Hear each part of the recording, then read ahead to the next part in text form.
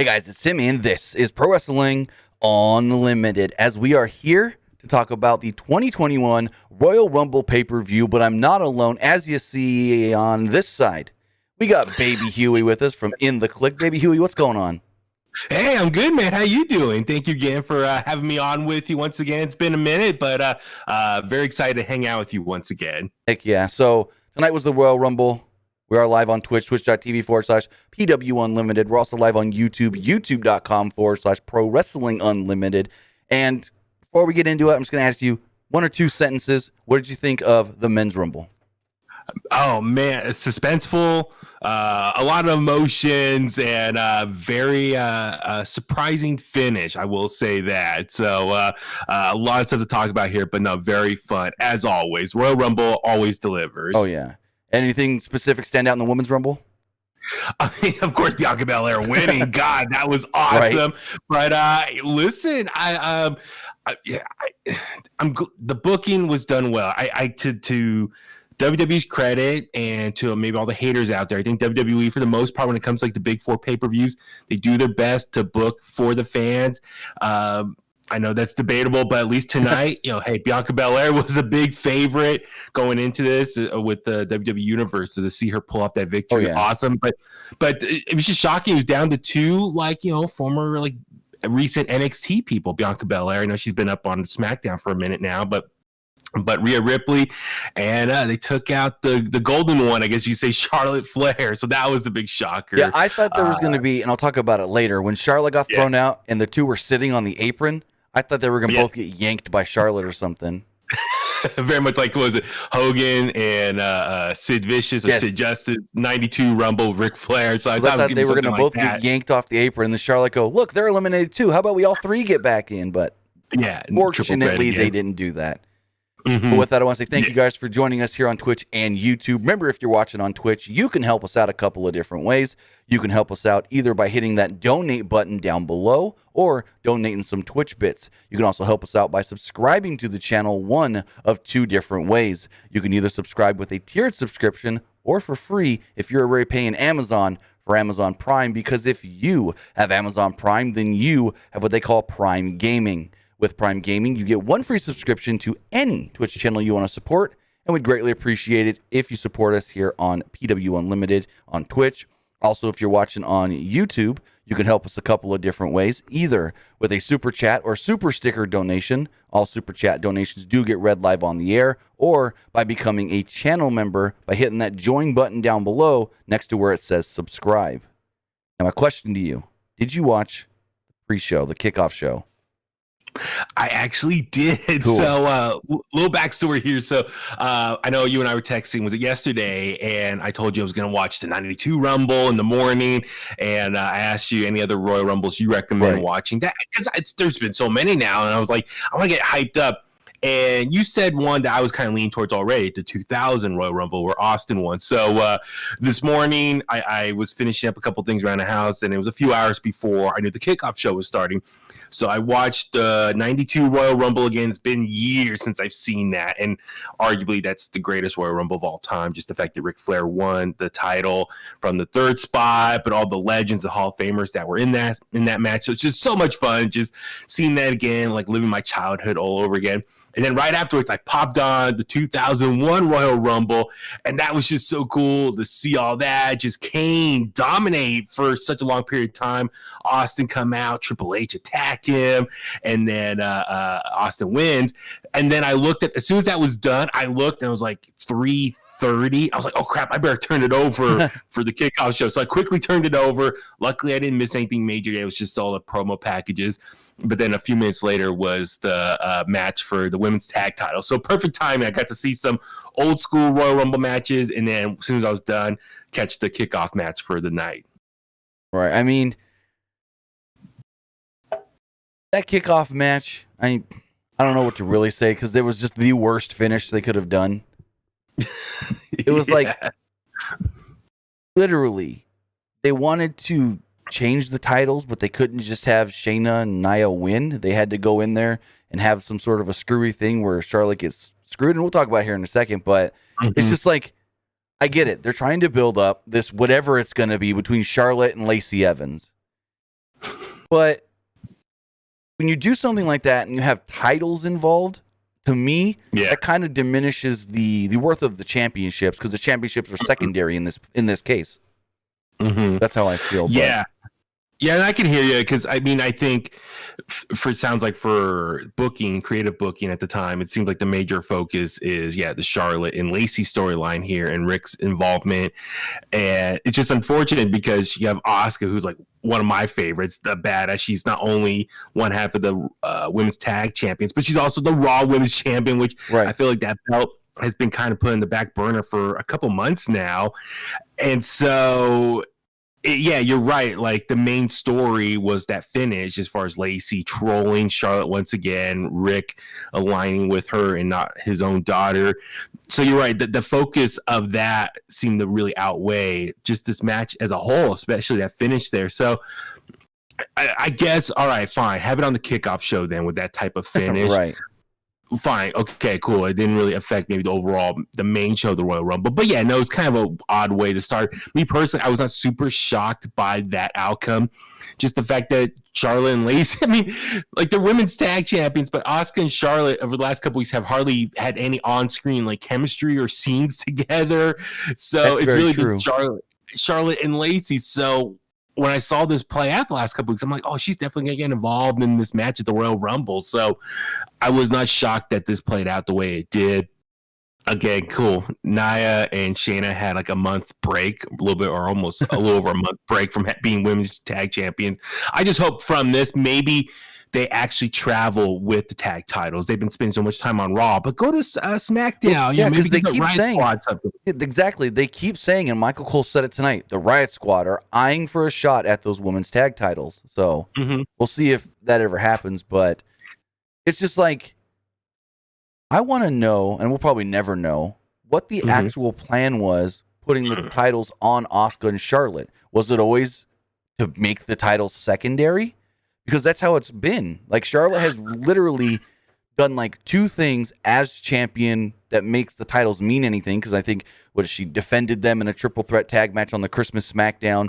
And then I think they defended it once against Lacie and Peyton Royce. But again, it's the Lacie thing. And then it all stemmed from that. So I don't know. Well, quickly run down this match. Go for it. Well, I was just going to say real quick. I mean, my main thing with this is I hope Nia Jax and Shayna, go to SmackDown a little bit more, make appearances there, because with the tag titles, they can go over there and not have to worry about the quarterly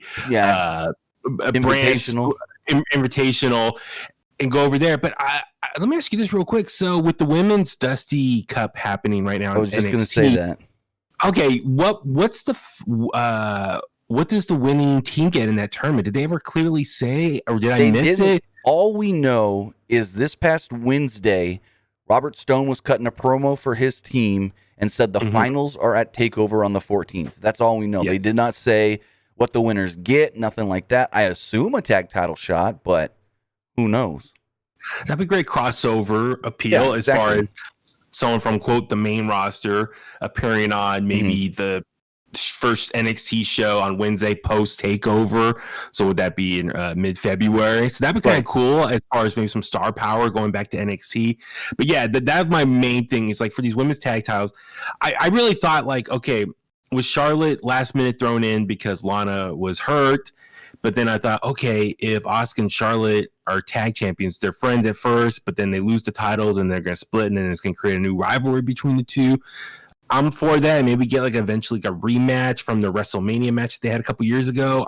I'm kind of for that. That'd be kind of cool for the Raw Women's Tag Title. But then I hope Asuka retains as a little payback for makeup for her loss a couple years ago at WrestleMania. So, I mean, there's a lot of different ways they can go with this. But yeah, unfortunately, I just feel like the tag titles have not really been special over the last few weeks, over last month, I should say. So for Nia Jax, Shayna Baszler, all right, take two as tag champions. Let's make it a good one, though, a good title reign. Even though they're heels, do something on SmackDown, maybe do something on NXT, really become like traveling champions. That's what I hope for. Right, because, it's been basically since Sasha and Bayley lost the titles, they've just been sequestered over on Raw. Yeah, just hanging out there on Raw. I mean, if you were someone that's just been tuning in the last like 6 months or whatever, you would just think, oh, those are just Raw women's tag titles. It's the Raw women's tag titles. Exactly. So no, I like this. I think, okay, treat this as a fresh start, 2021. Let's build up those tag titles once again. You got the Riot Squad who've been doing good things. You got Billie Kay storyline as far as she's trying to win back their trust. So maybe you can get the mix in of like the tag titles coming over there and SmackDown. Over on SmackDown, they can have a match there, and then maybe do something fun over on NXT. So there's some possibilities, different storylines they can do that can be really fun that we haven't seen in a minute. So please, WWE creative booking, do something with these tag titles. You have a good opportunity right now to do something. But you also got to think tomorrow on Raw, Shane is going to go to Nia and be like, "Why'd you eliminate me?" Yeah, that too. I mean, all that. I mean, the drama, but I mean, hopefully, maybe Nia can kind of squash it pretty fast. It's listen, every woman for herself. Exactly. In that match. She's like, hey, I did what I have to do. Yeah, so just say that, move on at that point. Don't dwell on it. You're still women's tag champions, and neither one of you won the whole thing. So just move on and make those titles credible again. As far as this match, I'll just recap it really fast since it was the pre-show match. It went about 10.5 minutes. Asuka and Charlotte had the advantage for the first couple of minutes until the heels tried to take over, but Asuka came back with some strikes and a code breaker on Nia Jax. Asuka fought off Baszler at one point, and Jax caught her in a sit-out powerbomb. Charlotte then broke up a cover, and Charlotte tagged in to hit Baszler with some chops. She hit an exploder suplex and a backbreaker. Charlotte had the advantage here. She went for the natural selection, and she went for the pin, but she was yanked off of that pin by Jax. Then all of a sudden, about a minute or two later, Ric Flair's music would hit. And we're like, what the hell's going on here? And Charlotte gets distracted because Rick comes out with Lacie Evans. Shayna tries to go for the schoolboy or schoolgirl, whatever you want to call it, gets a 2. Charlotte kicks out of that. And then she just says, screw the match, and starts dealing with Lacie. She's like, chases Lacie off the apron. Lacie Evans then broke up a figure 8 attempt. I guess Rick gave her something with brass knucks, maybe? Yeah, something like that. She punched Charlotte Flair. Charlotte was basically knocked out. Nia got the leg drop and pinned Charlotte to become the 2-time tag team champions. So again, like I said earlier, a lot of crap with Charlotte and Lacie, and the titles felt secondary. Yeah, it was a very overbooked finish, but yes, very. I get it as far as extending the storyline or take it to the next level as far as with Lacie and Charlotte. And now, all right, fine, get the tag titles off Asuka and Charlotte, and then that way Charlotte can focus being on the singles competitor once again and take on Lacie Evans. Now, I don't know if there's enough legs on this to maybe make this a WrestleMania match, but we have Elimination Chamber is confirmed for next month, right? Yes, Elimination Chamber should be February 21st. Let me check my calendar. Elimination Chamber should be February 21st, and they already confirmed Fastlane is March 21st because that's the first pay-per-view on Peacock. Yeah, I'm excited for it. I downloaded Peacock on my Roku. It's already been on my phone. I synced up my Xfinity accounts. I already get the $4.99 version. Awesome. For free. So I'm ready to watch WWE Network when it makes the switch. Have you used Peacock yet? To watch anything live? To watch any of their live stuff? I have not. But honestly, like yesterday when I downloaded on Roku, I was just started skimming through it. My brother came in the room and we were looking. My brother's a big, boxing fan, and so he was curious if some of the boxing stuff that they show on NBC Sports Network will that move over to Peacock. Yes. He knows soccer, NASCAR. That stuff will move over to USA Network, but any stuff that doesn't fit on USA Network, will that be available on Peacock? Because he loves watching boxing on ESPN Plus.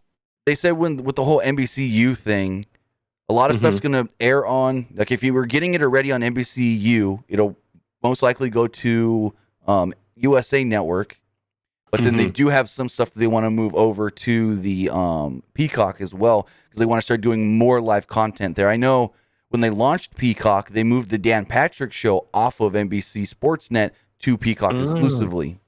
And so gotcha. I watch that once a week or so. And the one thing that I've noticed, though, that people are not going to like, that we've come accustomed to with the WWE Network, unless I did something wrong, no rewind while watching live. No, start 10 minutes late, go back to the beginning. It's the show's going, you just got to start wherever it's at. Interesting. Because I know people that like live on the West Coast and they say, "Oh, I don't want to start watching at 4:00. I'm doing something on Sunday with my kids. I'll start watching at 5 or 6. Can I go back to the start because the show's not over yet?" Network, you can do that. Peacock, I don't think you can do that. You'd have to wait till the show's completely over to go back and watch it from the start.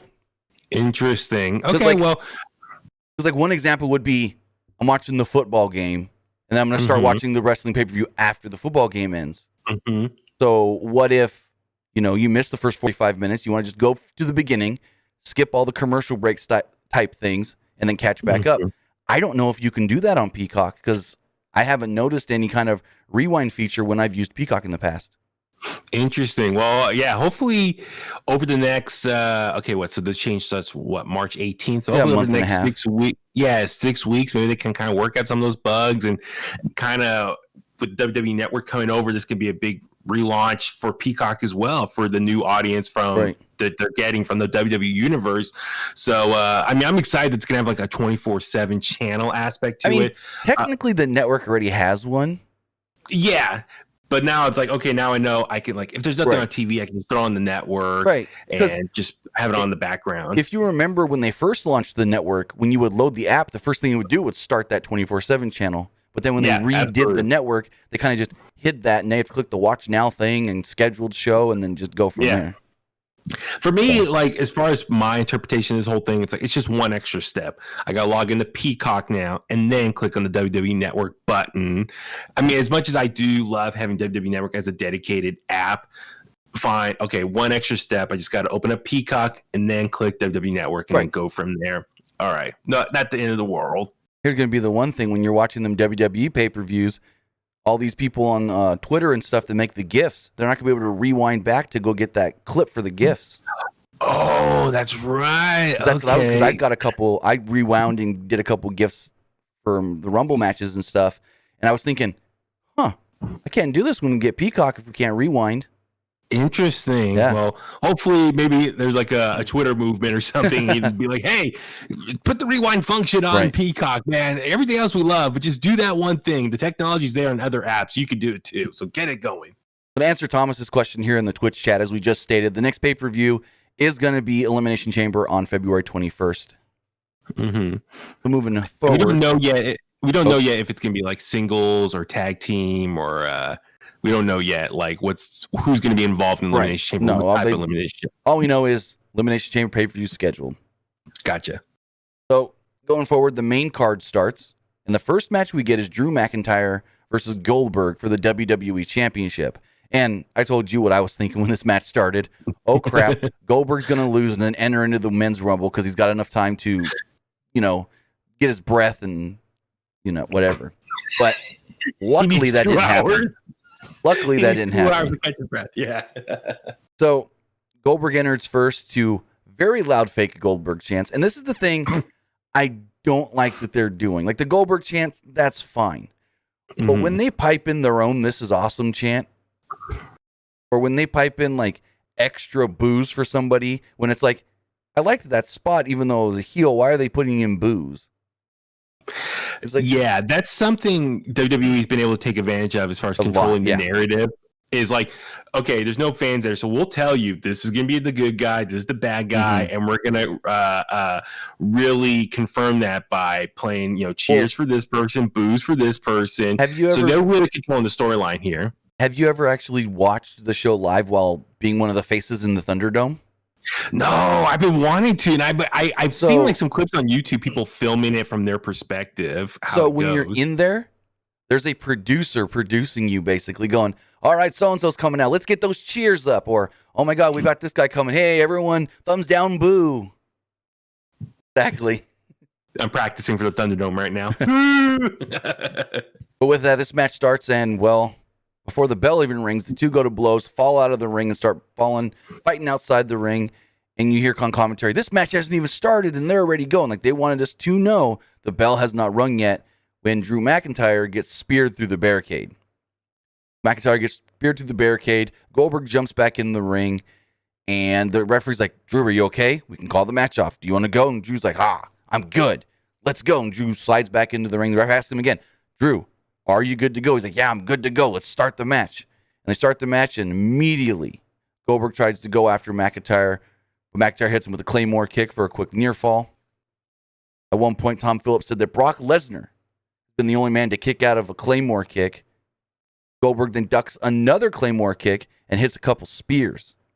Goldberg followed this up with a jackhammer. And my first thought was, uh-oh, a big guy, he's got a jackhammer. Uh-oh, because he even said he didn't want to do the jackhammer to Undertaker, but Vince told him to do it. Oh my That's God. been the thing I've heard about Goldberg. Goldberg will just show up, say, what you want me to do, and just do it. Like, he doesn't say, I don't think that's a good idea, I don't this, I don't that. I've just heard that Goldberg just gets his instructions and says, okay, and just does it. So if Vince tells him, go out there and jackhammer Undertaker, he ain't going to question it, even though in his mind he's like, I don't know about that one. Boss says do it, he does it. So hits the jackhammer for a near fall. McIntyre dodges a spear attempt and hits a Claymore to pick up the victory and defeat Goldberg in a match that only lasted bell to bell 2.5 minutes. I think with the whole fighting before the bell rang, it was closer to 5, which everyone expected. Yeah, I was very worried about this match for many reasons. One, I'm really a big fan of Drew McIntyre as a babyface champion for WWE.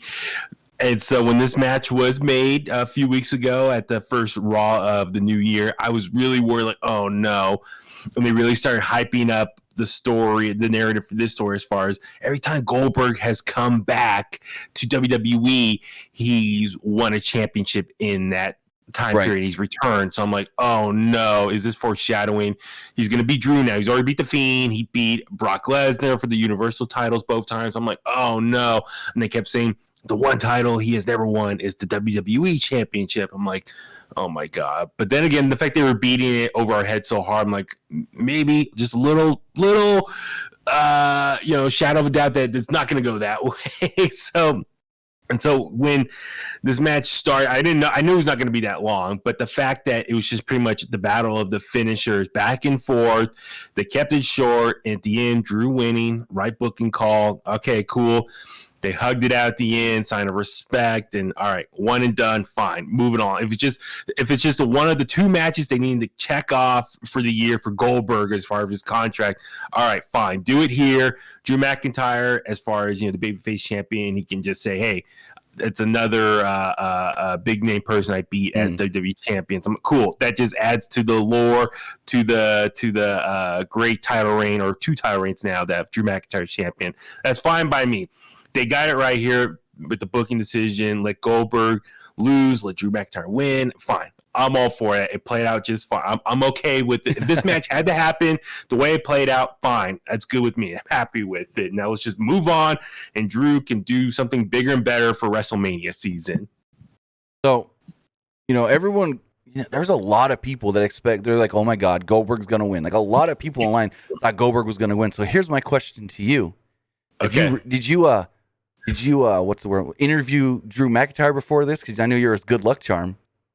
I did not. I was actually surprised that I did not get an interview. Like, usually I get an email from WWE and be like, hey, Drew is available for doing a radio tour. And I used to get through the radio station, Matt, but I didn't get I didn't get any emails like the week or 2 before Royal Rumble. I was like, I'm surprised. Not even if Drew, just any WWE superstar is available to do press promoting Royal Rumble. I wonder why. So I don't know. I was shocked because he was doing press last year promoting Royal Rumble, but not even outside of Drew, no one else. I didn't get no email for it. So I don't know. Like, really, this Royal Rumble as a whole, it really just kind of came out of nowhere in some ways. As far as they didn't really overhype it outside of Raw and SmackDown, I felt, and even like the video package that they ran tonight, as far as kind of like, it's like the history lesson of the Royal Rumble, the number of people who've entered overall. Like, I wish they would have ran that video package back on Raw or SmackDown to kind of add some more hype to this. They've done it in the past of like, oh, Shawn Michaels, one of 2 people to win from number 1 spot. Ric Flair won for number 3. Daniel Bryan has the record for the longest time in the Rumble match. So I like that video that they've been doing the last few years, but they didn't really put it out there until like this weekend, which is weird. Yeah. Usually they'll air it on both Raw and SmackDown for at least 2 weeks. Yeah, exactly. That's why I was so shocked. I was like, like I like watching that because it gets me hyped up for the Royal Rumble, and they didn't do that because I really like them when they play that. It shows that the Royal Rumble is a big deal. It's one of the big 4 original pay-per-views for WWE. Right. So when they didn't do that, I was kind of like, and I put in a lot of like extra promo behind, and then the fact I didn't see a lot of WWE superstars doing press for this. I was just kind of questioning as a whole what was going on here. So I don't know, just kind of interesting, just observation I had. So but yes, I like to think overall I'm his good luck charm, so hopefully maybe WrestleMania. I've heard him say it too. Yes, he confirmed it. He confirmed it. So thank you, Drew. I love you, man. But like you said, afterwards the two embraced. Oh, there you go. Like you said, afterwards, the two did embrace. Goldberg raised Drew McIntyre's hand, and then they went on their way. And I was just like, So that's one match. We know Goldberg's contract lists 2 matches a year. Mm-hmm. So I don't know what that next match is or when. Most likely WrestleMania, and then he's done for the rest of the year. But we'll have to see where that goes. Going forward, we had the SmackDown Women's Championship match. Sasha Banks defending against Carmella with Reginald at ringside. I thought the match was all right. I didn't think it was anything super special. Not as good as the TLC match, in my opinion. Absolutely. Yeah, absolutely. I'm with you. Like the TLC match was, I think, a lot better, a lot more intense, and really shown just how much Carmella has improved as a wrestler. Right. I think that was like you and I were talking off the air. We both agreed that was her best match in WWE so far. And so this match was okay as a part 2. Sometimes the sequels are not as good as the original. So I'll say that. So it was okay.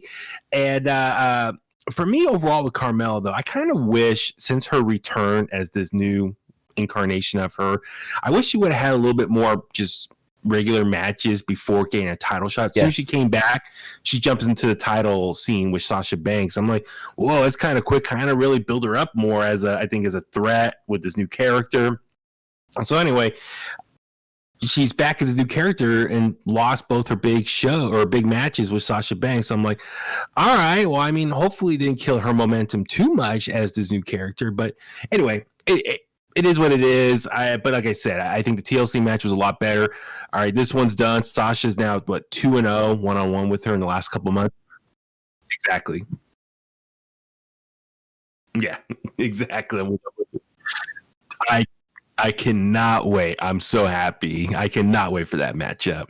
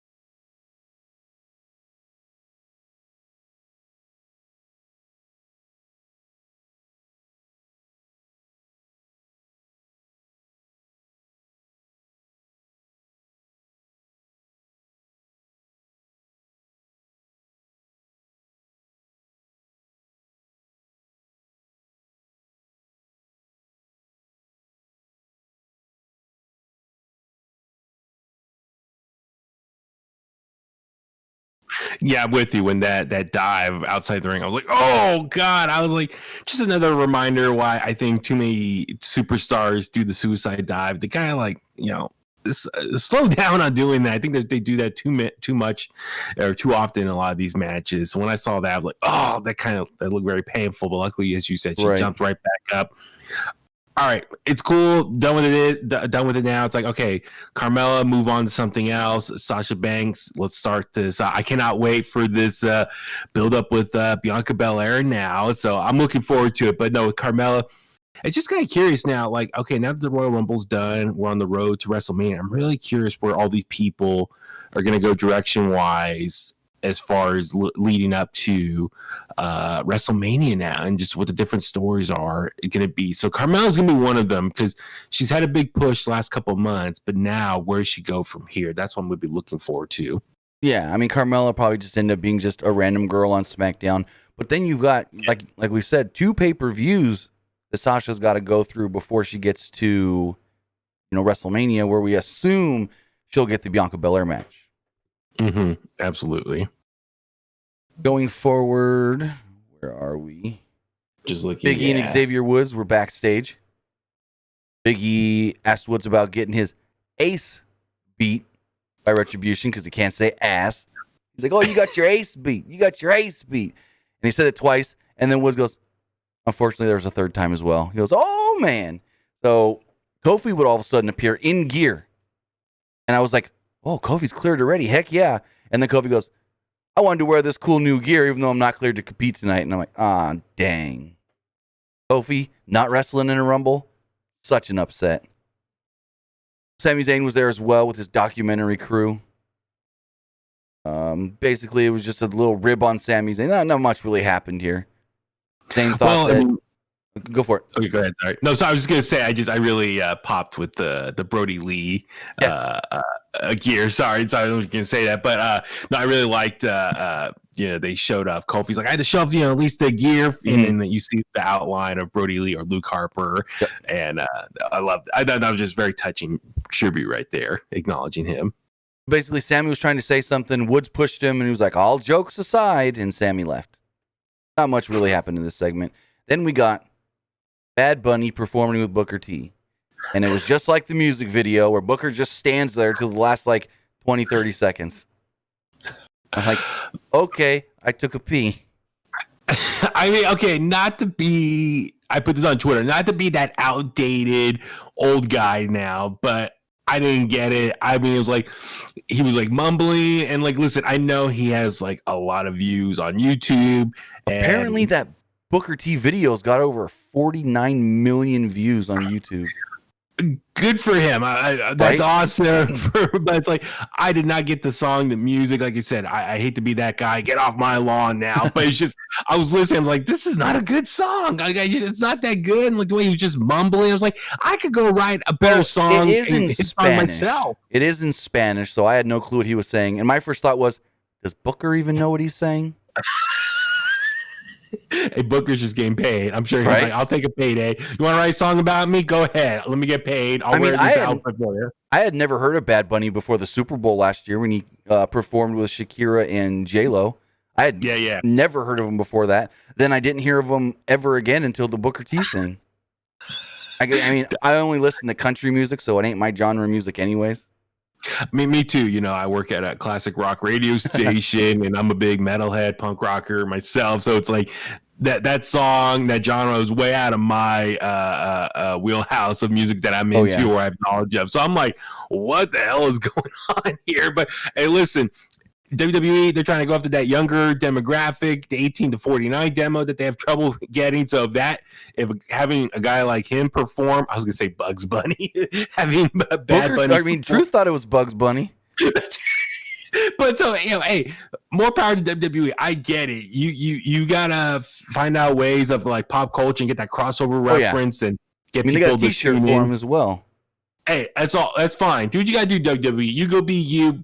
I'll just sit there and just be like, oh my god, what am I watching here? Hey, and as we'll talk about later. At least they used Miz and Morrison for the Bad Bunny thing, and not somebody else that they could have really made look like a geek. It was Miz and Morrison. Yeah, exactly. It's all good. Yeah. They're at that level where you could do anything to them, and people are just never going to think any different of them. It's like, oh yeah, those guys can go out there and do anything and make it whatever it is. Mm-hmm, absolutely. So I was like, okay, that was what it was. Not for me, but I know there's a demographic that it is for. Yeah, exactly. And like I said, with Booker or Truth said, which is funny. I guess we'll talk about it a little bit later. When he goes, man, tonight I saw some bunny rabbits and I saw a fox. We should call this the Royal Rumble Farm. I was like, wow. R-Truth is a national treasure. I hope he goes into the WWE Hall of Fame one day. He deserves it. He deserves it. R-Truth is amazing. Whatever he's given to him, he makes, turns into gold. Yes. His comedic timing is amazing. I love R-Truth. He's such one of a kind. I was just, and we'll talk about it here because we're about to get to the Women's Rumble. I was a little upset that they used the Women's Rumble for the 24/7 stuff and kind of, Yeah, exactly. I'm with you. Yeah. Going forward, we did have that Women's Rumble where this match went almost 59 minutes. And the first two out, one was Bayley. And Bayley was very upset when she realized Michael Cole was not on commentary because she shaved Michael Cole's last name into the back of her hair. She shaved Cole into her head. So she goes over to commentary and she's like, "Where's Michael Cole? I shaved Cole in my head." Jerry Lawler's like, "What? You did what?" So she starts as number one. And then we get, I guess you can say, a surprise, even though this was also a quote-unquote surprise entrant last year, Naomi. Naomi came out as number two. So these two fight for a few minutes, and then Bianca Belair would make her way out to number three. And as we know, Bianca Belair went from 3 to the end. She lasted 56, almost 57 minutes in this match, which is crazy. So Belair and Naomi did some double cartwheel spots as Billie Kay would enter. This was another thing where it's like, okay, I get it, it's Billie Kay, but you're supposed to take the Rumble serious, and this is a little too much of, I'm not going to get in the match yet. I want to find a partner to do this match with. I thought it was every woman for herself. But Billie Kay literally walks over and gets on commentary. And he's like, I'm waiting for a friend that can join with me. What? Okay. I thought it was very fitting that they had, like, with the extra, 3 chairs over by the commentary tables. Right. Like, very fitting. A nice time that Billie Kay can sit down, rest, just take her time figuring out who she wants to approach to be her tag partner for the Royal Rumble match. But I love Billie Kay. I think she's been really doing a great job over on SmackDown. But yeah, it's like after a while, it's like, okay, the comedic moment is fun, but don't overdo it. After the fourth or fifth one? Yeah. Because the first one we got here was Shotzi Blackheart, who came out next in her tank, and Shotzi shot her little dart or whatever it was at Billie Kay, missed Billie Kay, and Tom Phillips goes, "Oh, did that just hit you, Byron?" He's like, "Yeah, kinda." Let me ask you this: so Shotzi Blackheart's tank. I'm not a big tech person like that, but do you think Shotzi actually controls the tank with her steering wheel, or do they have someone with like a remote control in the back? Okay, it's her. Because the way she can, it's kind of cool. She can like spin it right there and kind of. I wonder how often she has to practice, get kind of comfortable driving that tank around, kind of doing some wheelies or something. Probably not long because she had the other tank before that she knew how to drive. So this is just a bigger version. But she came out. Billie Kay was like, "Headshot, let's be friends." And no, so Billie Kay was like, "All right, screw it. I'm just going back to commentary." Shayna Baszler come out next to number 6. Billie Kay wanted to be friends with her, and Shayna Baszler just shoved her into the barricade. Out next would be Toni Storm at number 7. Billie Kay looked at her, and then, never mind. Storm just ignored her altogether. Baszler then got the first elimination of the night, was she eliminated Shotzi Blackheart. And then we get our first big shocker when Jillian Hall would make her way out to the ring, singing her theme song. And I love Jerry Lawler going, back in the day, Jillian Hall came up to me one time and said, "King, do I sing like a bird?" And I told her, "Yeah, like a vulture." And she said, "Hey, at least that's a bird." I was like, wow. Oh my God. When I saw it, I was like, oh my God. Like, did they run out of other WWE female legends to bring back for this match? I was like, oh, that's like such at the bottom barrel. Billie Kay goes up and says, "Hey, you and me, Billy and Jilly." And Jillian Hall goes, "Billy and Jilly? Yeah!" Takes off her microphone. They run into the ring together. And I love where they're like, I think it was Byron goes, "Where's JBL?" And Lawler goes, "Yeah, her big old growth is gone off of her face." I was like, that was gone so long ago. This man does not pay attention. But anyways, Billie Kay and Jillian Hall try to work together in the Royal Rumble before Ruby Riott would come out at number 9. Storm suplexed Riott, but Kay helped Ruby not get eliminated. Kay and Hall tried to eliminate Ruby. Ruby was very annoyed because, isn't Billy trying to be in the Riot Squad. So it's like, hey, why are you going to mess with us if you're trying to be friends with us? So with that, out at number 10 would be Victoria, which was a big shocker because of all the rumors from last year when they, for some reason, I guess they tested Victoria's Titantron screen and it was seen, but there was never any plans for her to be in the match last year. So that was weird. But I do commend WWE for seeing all the stuff on social media last year where they're like, okay, Victoria, we would have loved to see Victoria. So fast forward a year, they give Victoria. Kudos to WWE for doing something that the fans actually wanted. Absolutely. I'm very happy for Victoria. I mean, she's, yes. I know the last couple, so what, is this the fourth women's Royal Rumble match of all time? I mean, 21. Yes. Fourth. So I know in the first three have had various, alumni, Hall of Famers, legends come back, make appearance. But one that everyone wanted to see was Victoria, because arguably she is one of the best, especially in the time period that she wrestled in. Her style was very much ahead of her time. That was still like kind of the Divas division, and like the matches were barely 2-3 minutes long. And so Victoria, I know when she went to TNA, that's where she really, I think, got to shine as an in-ring performer. But she is such a talented wrestler herself. And so I think over the last couple of years, people kept whining or anticipating that she was going to show up at the Royal Rumble and never did. So they're like, oh, come on. So I'm really glad they finally make good and give her opportunity to shine tonight. And she did a great job in there for the time that she was in.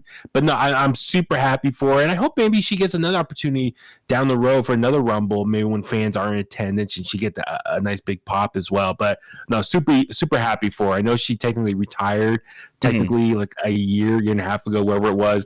So for her, just come out of retirement for this one night only. Like I said, congrats to her. I cannot say enough good things about her. And I think it'll be cool when her and Mickey do their next podcast episode and they can talk about being at the Rumble together. That'll be a cool episode for them to do. Yeah, absolutely. I've listened to their podcast a few times, but I was like, I'd actually listen to that one because it would be like a little, maybe we can hear from Victoria how WWE reached out to her and said, hey, would you like to be in the Rumble? Because I want to know after the whole stuff with last year. And with her in the past saying that she's gone to a WWE show and wasn't allowed backstage. Like she said that in the past. That she went to a WWE show. I can't remember which show or where. But recently? It was within the last 2 years. Okay, before the pandemic, I'm guessing. Yes, okay. Yeah. Like she was there as a fan or whatever, tried to go backstage to say hi to people and was told she couldn't come backstage. Oh, that sucks. Because let me look that up really fast. She's not in the Hall of Fame yet, is she? No. Okay. I think at some point she's due to be in the Hall of Fame. Like I said, I think she's such an amazing performer and just her body of work. She, like you said, she was a great in-ring performer, just like extremely athletic, and her character work was always really good. So, no, Victoria definitely needs to be, like, she definitely helped maintain that women's, or at the time, Divas division, for that time period she was in there. So I would love to see her, get into the Hall of Fame. Back in December of 2019, Victoria was on Lillian Garcia's podcast and talked about how she went to a WWE show. Well, first off, she talked about how she's never called for any of the reunion stuff with any of, like, they bring all these different women and she'd never gotten a call for any reunion stuff. And she said that she went to a WWE show and she wanted to go to the back to congratulate. She said, I wanted to watch the show live because I don't like to see it on the monitors. I wanted to go backstage after one of the matches and congratulate all the girls. I don't know exactly what match this was. It may have been one of the Rumble, maybe one of the first Rumbles or something. But then she said, security guard came back to me and said, we're not allowing anybody to come backstage. She said, my feelings were hurt and ended up tweeting about it. So literally she was just dismissed as just an anybody. God, I wonder in that situation, was there someone that she could have texted or call? I mean, it's in that situation. I mean, listen, I wasn't there, I don't know, but if you're going to do something like that, at least maybe try to call or text someone that you know. I mean, but I don't know who she know currently on the roster to this day. I mean, definitely a lot. Mickey was there at the time. She knows Mickey, and a lot of the producers are still some of their same producers from back in the day. Yeah, so exactly. I don't know. So she really didn't go into too many details. She just said that she doesn't know why she hasn't called for the reunions, why she wasn't getting, allowed backstage. She literally said, I don't know. Maybe it's because I went to TNA. That's what I'm thinking. Do you think she has a little backlash? But I don't know, because Mickey went to TNA and then they brought her back full time. Exactly. So I don't know. Well, it was great to see her tonight. So that's a positive. Yeah. Dr. Victoria came out. Next up would be Peyton Royce. And this was kind of funny. Peyton Royce and Billie Kay tried to double team Victoria. All of a sudden, Ruby Riott goes, Iconics, no, you want to be Riott Squad. What are you doing? And so Peyton Royce would grab Naomi and give her a version of the Widow's Peak move. Victoria then gave Peyton Royce the real Widow's Peak. Next up at number 12 was Santana Garrett. Liv Morgan came out at number 13. Ruby Riott and Liv Morgan gave Baszler a combo super kick crucifix bomb. Jillian Hall turned on Billie Kay at this point, but Kay eliminated Jillian. The Riott Squad would then eliminate Billie Kay. Basically, that final, hey, we're not friends anymore. So there we go. Rhea Ripley came out at number 14. Ripley ran wild, eliminated Toni Storm pretty quickly. Baszler then eliminated Victoria here. Ripley eliminated Santana Garrett.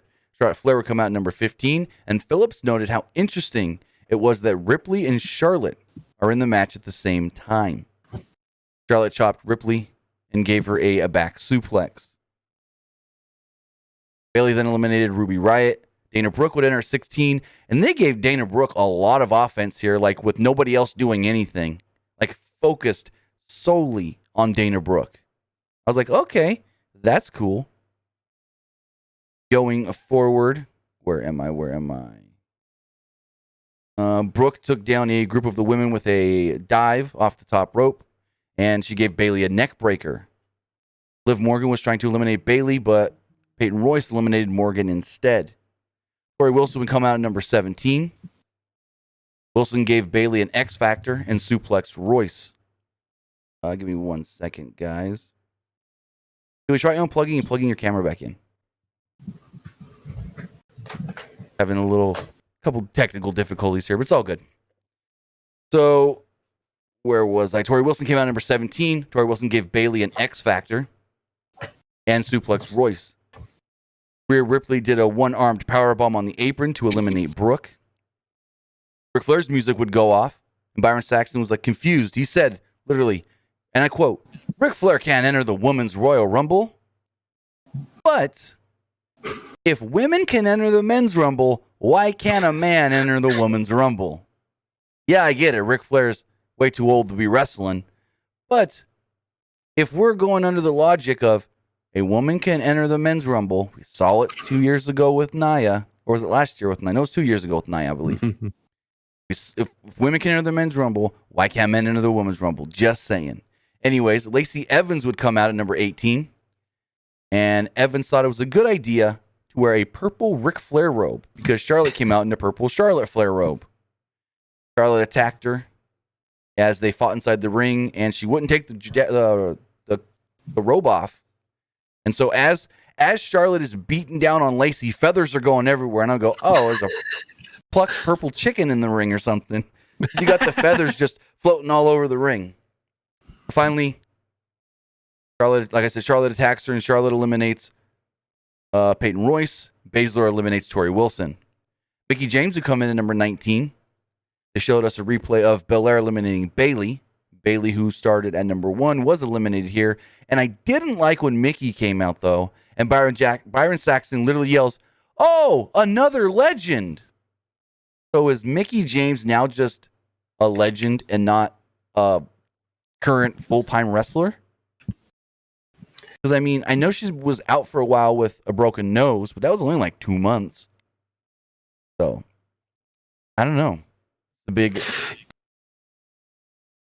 Go for it. Yeah, no, it's gonna be interesting with Mickie James, like what's her status, because they really have been treating her as a full-time competitor ever since the draft. Like she went undrafted right back in October, and then ever since then, they haven't really done anything with her. I know she had the one match with Asuka that was kind of a botch finish, but yeah, her status with WWE, she hasn't been on TV or used for anything post recovering from her nose injury. So yeah, the way that they treated her was, very odd here. She suffered the nose injury September 31st. Okay. August 31st. Okay. She was out for a couple of weeks. Mm-hmm. Had the tag match where she teamed with Asuka against Lana and Natalya, then got the title shot. No. She wasn't injured in the Lana match. She was injured in the Zelina Vega match, which came in September, which was her last match. She's been out since then. But it was weird because when they did the Raw Legends night, she was brought out on the stage with all the legends. That's right. Yeah. So, but yeah, her last match before tonight was against Zelina Vega in the number one contenders match on Raw, September 21st. Interesting. So, yeah, I mean, in her mind, is she considered a full-time competitor still, but in WWE's mind, like, oh yeah, we're just gonna need you as a legend type of situation here. So no, I hopefully she comes back. I mean, she still has, I think, a lot to give, especially for the women's division, and especially with her expertise and experience that she can bring to, as a legit, just credible opponent for a lot of the upcoming talent. So no, I don't get what's going on here, and hopefully she can figure something out with them backstage and be used on a regular basis. She's an amazing performer. Oh, yeah. Like I said, after Mickey came out, all of a sudden they had to cut to a replay because they missed the live shot of Bianca Belair eliminating Bayley. That was insane. Like, dude, I was watching that live and I was like, probably one of the biggest moments of the match, or should have been. Should have been. And all of a sudden the camera pans over and it's like, why is Bayley sitting on the floor? And like her reaction, she's screaming, hollering, crying. Bianca Belair is celebrating, but I'm like, and the announcers are like, she's out. Bayley and Bianca played it off like they were supposed to. They didn't know the cameras did or did not catch it. So yeah. So they immediately go over to a replay of it, and I'm just like, dang, that having to see it during a replay doesn't have as much like the oomph that it would have if we would have saw it actually happening in the midst of everything else going on. But it's all good. Next up, similar to what like last year, right? When Edge came into the ring and they missed his like first spear. Oh yeah. At the Royal Rumble. So kind of like that. I mean, I get. Listen, Royal Rumble match, a lot is going on, a lot of moving parts, but I just felt like that elimination, I wish it would have happened a little bit later in the Rumble match, because I think it's such a very important story beat for this Rumble match, especially the feud that they've been having over the last month or so. So the fact that we didn't get to see it play out, that nice and clean on the TV screen. In the ring a lot together because they were 1 and 3, but it's like once it started getting 5-6 women in the ring at one time, it kind of just like they were doing their own thing. Yeah, exactly. So for Bianca to eliminate Bayley, that should have been a bigger moment than it was. Unfortunately, absolutely. Like I said, they played it off like they were supposed to. It was just unfortunate how it happened. Next up at number 20 would be Nikki Cross. Nikki Cross is like she's dropped some weight, which like maybe she's been bulking up a little, maybe putting on some muscle and whatnot. So she looked really good tonight. And then one of the bigger shockers, I didn't see this coming. Alicia Fox at 21. I didn't see that at all. As soon as she enters, though, R-Truth's music would hit. Comes down, jumps into the ring, and she's like, "What are you doing here?" And he's like, "It's the Royal Rumble." She goes, "This is the Women's Rumble." Again, why can't a man enter the Women's Rumble if women can enter the Men's Rumble?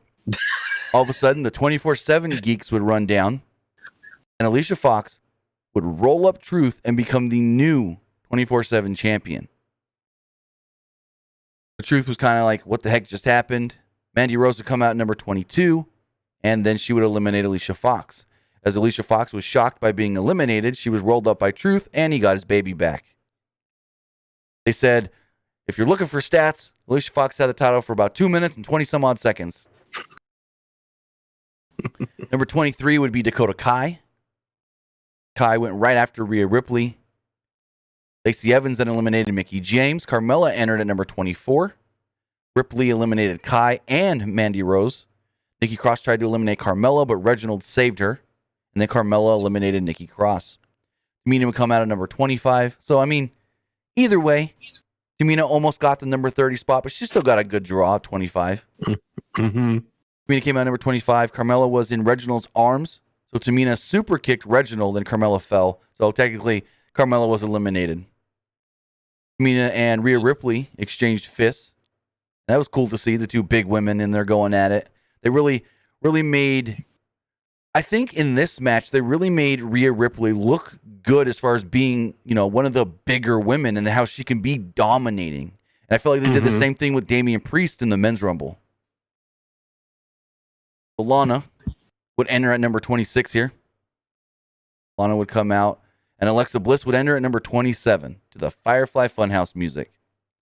So she took out a few people looking really good, and then the lights start doing the whole Fiend thing. Ding, ding, ding, ding. And Rhea Ripley's just like, we ain't getting no witchcraft in here. She just throws Alexa right out of the ring.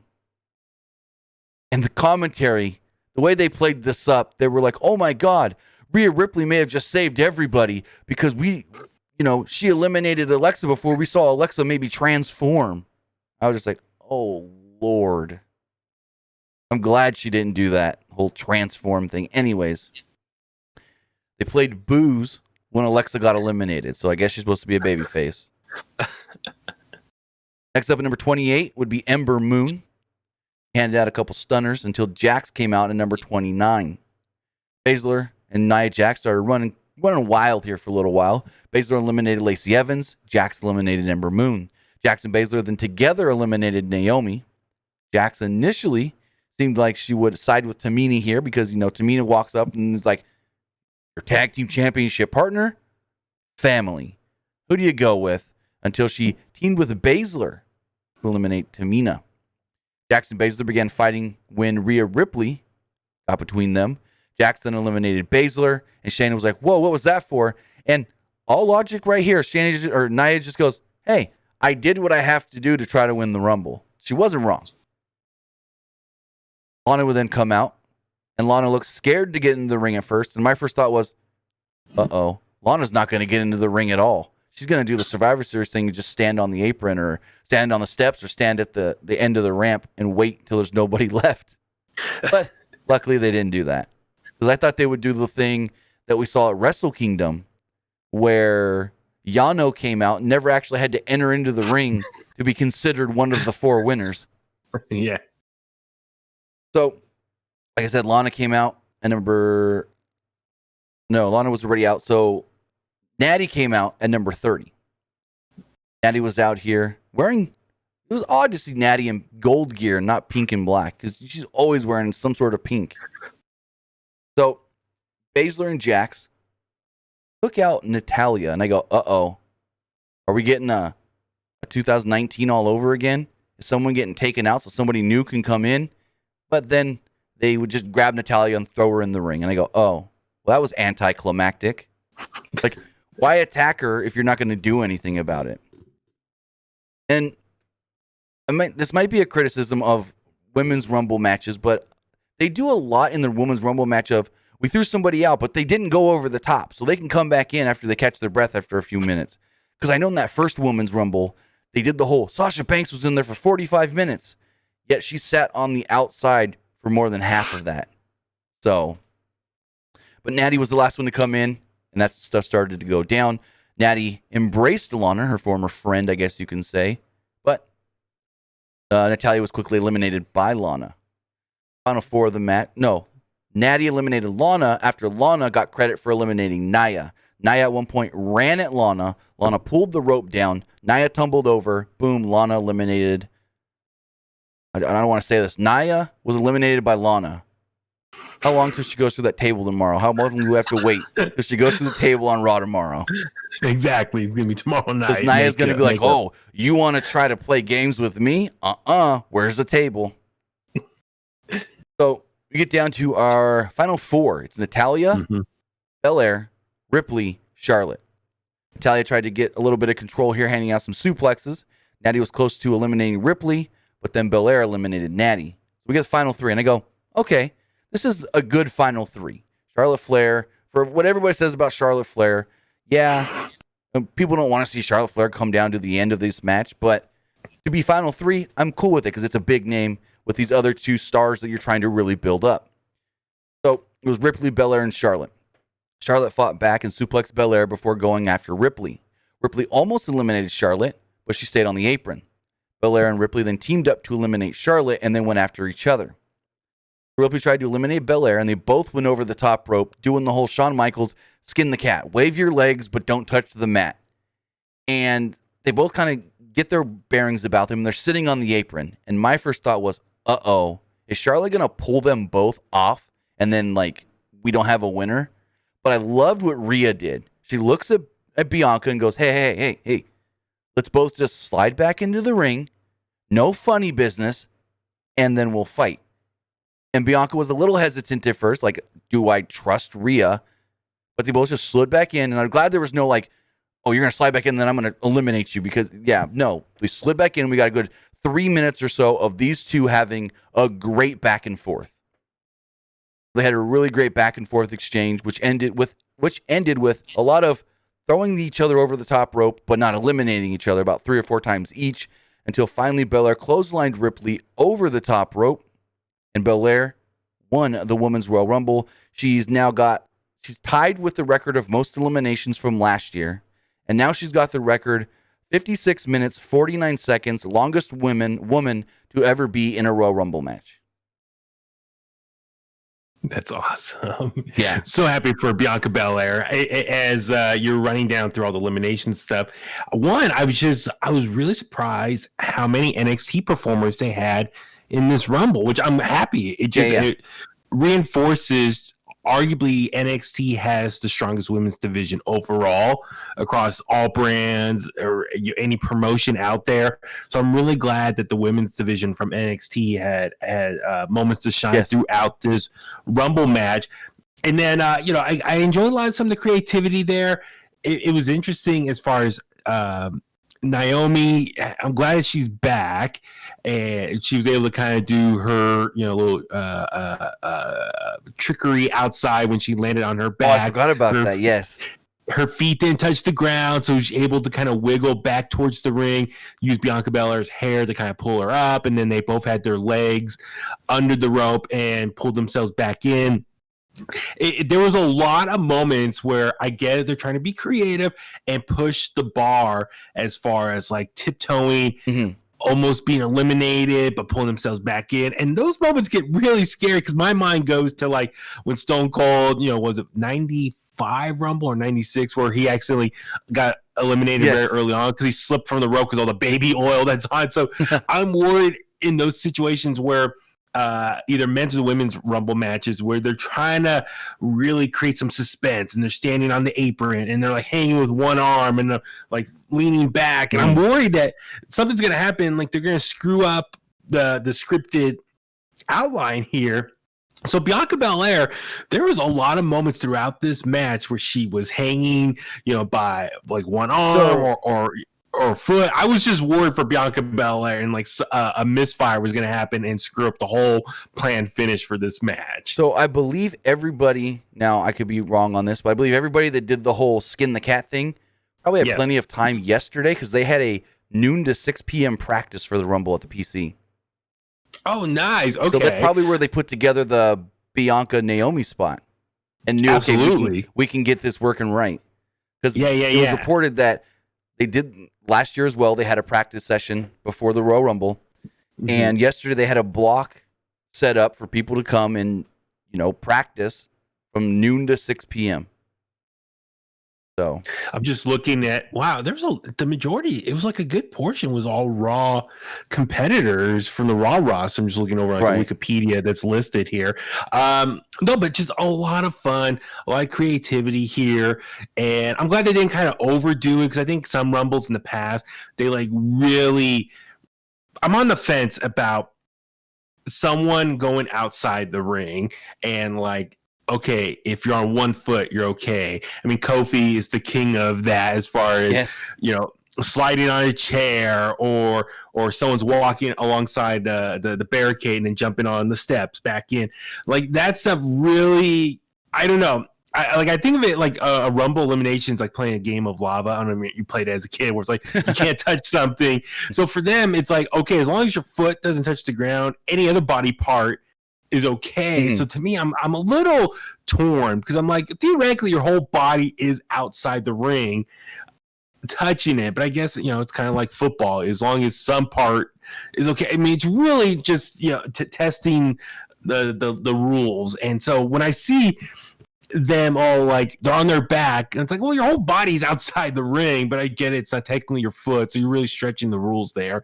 So anyway, I'm kind of torn about that, but anyway, I'm glad they didn't overdo it. Naomi had, like I said, the one spot, and that's cool. And I know like Casey a couple years ago, she climbed up the pole for the ring. Some of her Ninja Warrior stuff. Yeah, exactly. But this match overall, especially when they got down to the final four, like I said, the suspense and the emotions really deliver. And at that point, I didn't know who was gonna win. I was like, oh my god. I mean, Charlotte. She's been in the final 3 or 2 the last 3 years, I want to say. She won last year, and her and Becky were the final 2 when Becky won. Yeah, and then so for her, she's always like towards the end. So I'm like, and before the match, they said in that promo package, Charlotte, could she be only to tie Michaels and Hogan to be back to back? Michaels, Hogan, I think Rumble. Austin. And Austin, yeah, sorry, Austin too. How can I forget Austin? The only people to win 2 in a row. 2 in a row. I'm like, wow, could they really try to pull that with Charlotte right now, and just to give her another achievement in her career? And so when she was in the final 3, I'm like, oh my god, they're gonna do this. But the fact that they eliminate her and they let these 2 young stars who are still really fresh to the WWE audience get their time to shine, and then have it turned to a match within a match, the one-on-one at the end, the back and forth, and great just elimination for Bianca, the way she eliminated Rhea Ripley. Rhea Ripley's strong performance. I was kind of hoping she was going to do a little more cleaning house earlier in the match when she came in, but she didn't. But towards the end, she got some good eliminations as far as the overall tally. Great. So, but just her performance as well. I mean, if this is going to be the introduction of her on the main roster, great way to start that, because I believe is she officially moving on up? Yeah, I believe when she lost to Raquel Gonzalez in the last woman standing match, that was her last NXT match. Okay, cool. And the one thing that I noticed also with this Women's Rumble, they did not make much mention of how many eliminations certain people had. Like, oh, that person's got... I think at one point they may have said something like 5 or 6 for Shayna. And that's the only time I heard when they go, so-and-so's got multiple eliminations. It was either Shayna or Bianca. One of them, they said, had 5 or 6 at one point. But I mean, we know the record's 8, so it's not like anybody came close to breaking the record or anything. Yeah, so Rhea had 7. I'm looking here. Okay. Cool for her. And Bianca Belair had 4. Okay, so and Nia Jax had 4 as well. Wow. Okay, so that's the top ones there. So is 8 the most so far in one Rumble match that Bianca? In a women's Rumble last year, Bianca and Shayna both had 8 eliminations. Okay, cool. Okay, so Rhea Ripley, very strong performance, arguably as far as number of eliminations go, second best. So that's great for her. And so I don't know, where does Rhea Ripley go? Does she go to Raw or SmackDown now? I feel moving forward, SmackDown needs another woman. Yeah, but I think she would fit better with some of the women they have on Raw. I'm with you, but for example, as we talked about Carmella, where's Carmella do next? So the women's division SmackDown is a little thin, and it's been pretty much Bayley, Sasha throughout the summer and early fall, and then Bianca and Bayley over the last couple of months, and Carmella and Sasha. So it's really been just the 4 of them. So if you add another one into the mix, that might be good. Maybe Rhea's first matchup, if she goes to SmackDown, could be Carmella. SmackDown should also have Chelsea Green coming back at any time, because she's all but cleared. She's just waiting on the WWE doctor to say, hey, you're good to go, because she's able to do anything with the wrist now. We've seen Santana Garrett was posting videos last week of them working out, and she's doing the whole the ropes, when you do the things with the ropes, and her wrist is just going fine. So, and then she posted a video of herself doing a handstand, and the caption was, broken arm what? So she's good to go. Last I heard, she was just waiting on WWE doctor to say, hey, yeah, you're cleared. Awesome. Well, no, I thought this was a very fun Royal Rumble match. Now, as far as, if you want to power rank the last 4, which one's the best, I don't know. It's a little hard. I don't want to have recency bias in my head right now. I do have a question for you regarding, it has to do with both Rumbles. So we've seen all these Thunderdome shows. Mm-hmm.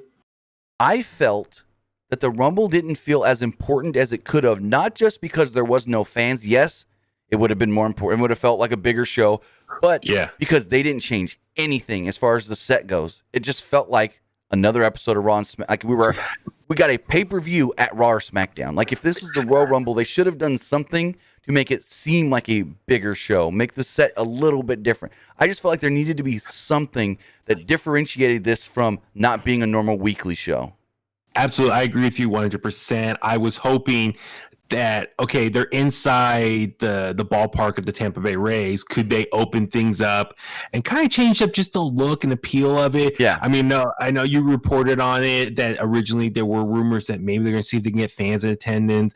And then I also saw another story that you reported on that change of plans. They're probably going to keep it as is because it's too much work to construct something different and then turn around for Raw the next night. Right, because usually, if they would have done fans tonight, they would have literally had to take everything down to bring in wherever the fans can sit yesterday. They would have only had yesterday to do that because they had to do SmackDown on Friday. Then everything would have had to have been put back up for the normal Thunderdome tomorrow. So logistically, it wasn't for that aspect plausible. But they could have done something to change up the set just a little bit to make it feel different from Raw and SmackDown. That's the only nitpick I had as far as I liked the Rumble match. I like both Rumble matches, but it didn't seem as important as a Rumble match normally does because it did feel like just a normal Raw or SmackDown type show. Yeah, I'm with you because literally, if you take a screenshot from tonight's show and put up against a screenshot from, let's say, SummerSlam, it looks exactly the same. So, as far as visually, if you want to stimulate my eyes, my eyeballs from home, especially for everyone that's watching WWE Network, change up the decor a little bit, the look of it, just to make it a little more different and really sell it like this is its own event. So when people go back to watch it in the archives from years to come, it at least has a little bit of a different look and flavor to it that stands out. And so I'm with you. I was a little disappointed as far as the actual setup. They didn't do anything different. I get it, from a logistics standpoint, and I think in one of your stories that you reported, they're so used to going from stadium to stadium or arena to arena, so they can build one arena and have everything set up the way it is, and they would have a crew at the next spot setting up for the next show already in real time. So when they're done there, they just go up to the next place and it's already built. But since they're all stuck in just one location, they don't have the time. They're not the time to build something cool, take it down, and set up for the next show, the next episode of Raw, less than 24 hours later. It's just logistically, it doesn't work out like that for them, unfortunately. Because when they go to the baseball fields or the football stadiums for Rumble and Royal Rumble, they go at least a week early to start setting everything up. Exactly. It's like a big concert. Yeah. I mean, I know out here in the Bay Area, a lot of big concerts, they if it's over at Oracle Park where the Giants play, I know Guns N' Roses, they were setting up for a week in advance. Dang. So, and Rolling Stones concerts when they come to town here, any of the big bands. Yeah. So I can only imagine for a Royal Rumble type setup or WrestleMania, you need a lot of time to set up. And so they're so used to for example, when they, was it last year, was it Phoenix? They're playing performing at the ballpark there, so they can set up how it is, and then the arena, the basketball arena, they can set it up separately with a separate crew and equipment for Raw and SmackDown respectively. So when you have multiple locations, you can have all your crew set in for both shows in real time. But with this one, I wish they would have done something a little bit different, but all right, it is what it is at this point. Speaking of concerts, did you hear they had to cancel both Stagecoach and Coachella this year again?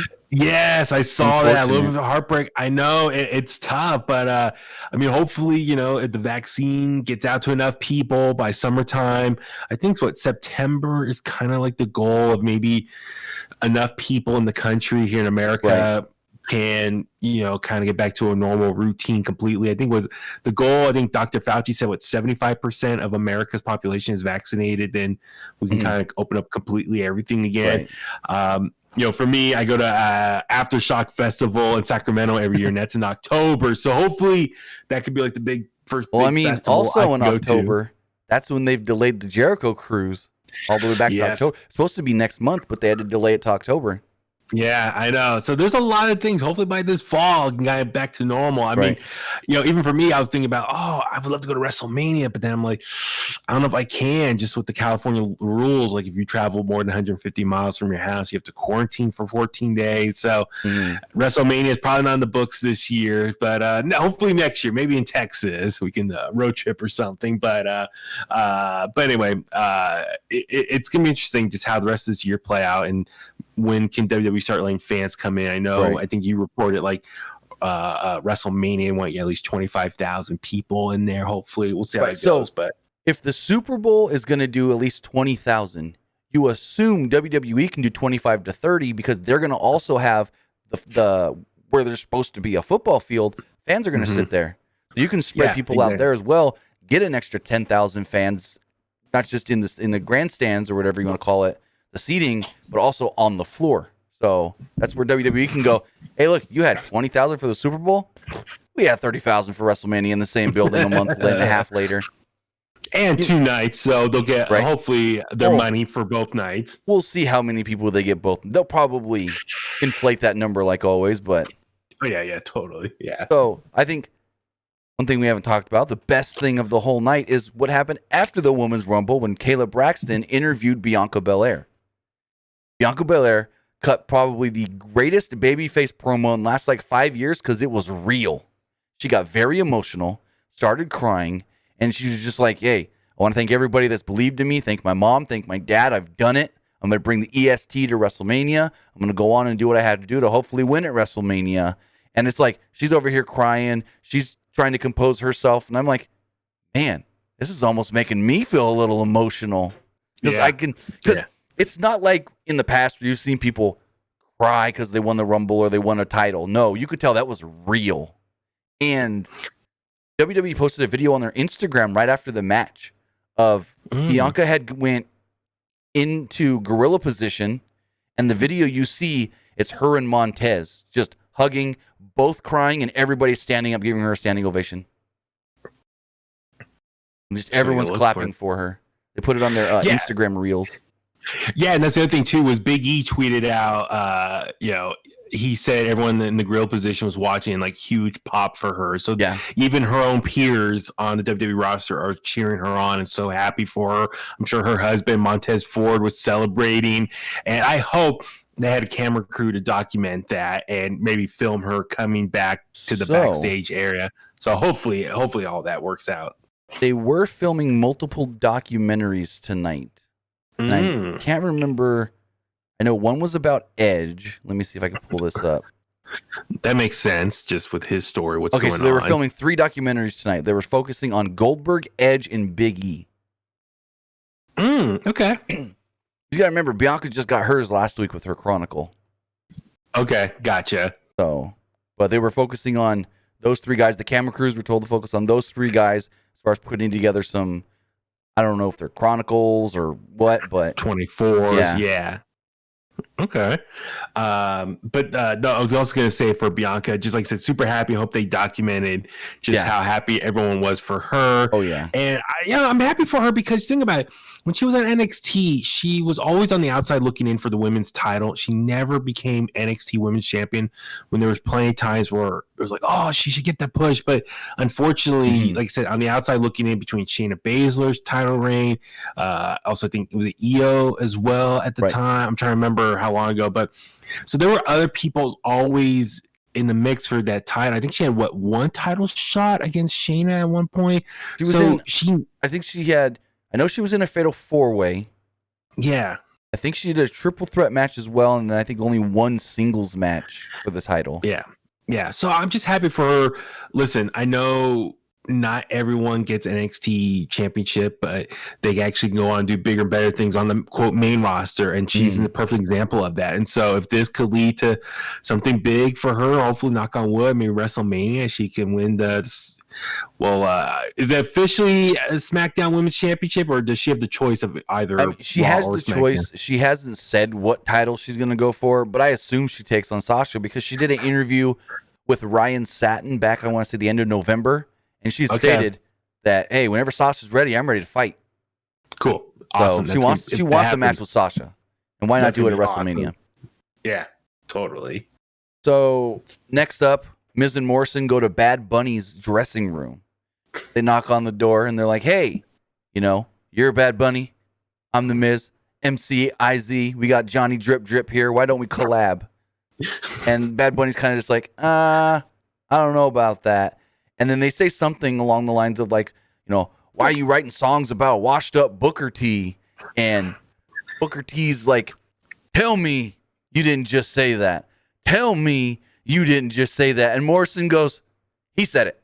Not me, he said it. I was like, I love Miz and Morrison. And then Booker's just like, have fun in your Rumble later. And he went into Bad Bunny's office, dressed as G.I. Bro still. Didn't even take it off. I was kind of hoping with him wearing that, he was going to make an appearance in the Rumble match. I'm like, oh, Booker's in the Rumble and he's eliminating Miz. Exactly what I thought.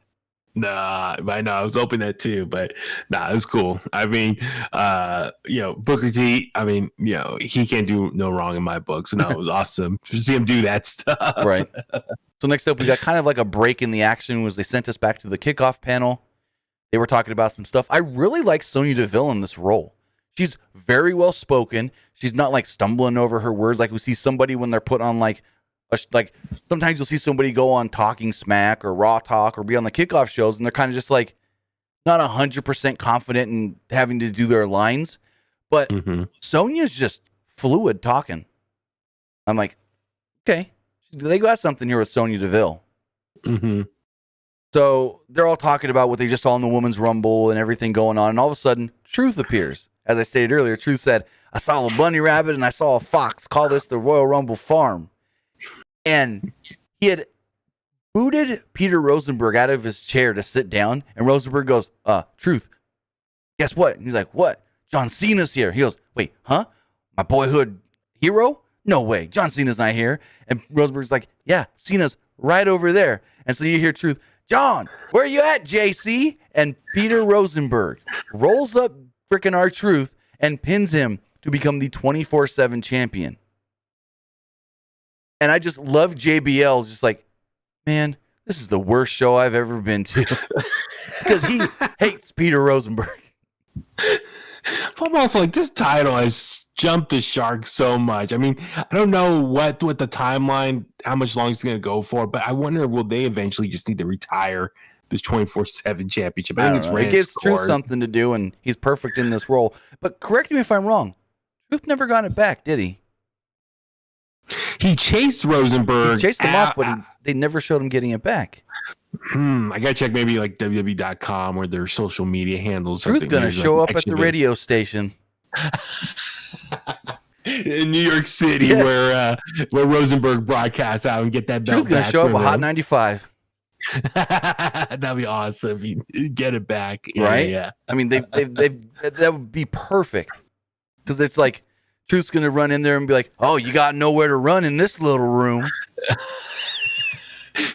And get some crossover promotion because they did that with FS1 with the college game day people over there or something. So that makes sense. Okay, he's going to try to go for the radio audience for that. Rosenberg oh my God, I just thought about it. He goes to New York and he shows up at Sam Roberts' studio by accident and goes, "Wait, are you the one that took my title? You're both in New York." It's like, no, this is Sirius XM. You want terrestrial radio right? Where Rosenberg's broadcasting out of, and it's like across the street or something. I don't know where they're all located. I could totally see he shows up at the wrong radio station or something looking for Rosenberg, and he finds freaking Sam Roberts. And then Jim Norton's there and be like, what's going on? And Jim Norton's like, what? So that could be really fun. Some good social media posts. Right. Next up, we got the last man standing match for the Universal title. Roman Reigns defending against Kevin Owens. And as you stated earlier, like you would have liked to see maybe they open up a little more of the venue. Well, we saw more of the venue with this match because these guys wrestled all over. So the match started off, and I'm kind of just like, I'm not getting into this. But once they started like going outside from ringside and going towards the back and everything, then I really started getting excited with this match. So early on, they were just wrestling around for a few minutes, not much exciting. And Reigns attacks Owens at one point with the steel steps. Owens came back with a super kick. Owens hit Reigns with the steps and wanted to try a dive off of platform, but Reigns poked him in the eye. Reigns attacked Owens with a steel chair. Owens fought back and attacked Reigns' leg with a chair. Reigns fought back with the chair again. They're really trying to make it so like, hey, I'm going to hurt your legs so you can't get back to your feet, but Owens hits a stunner.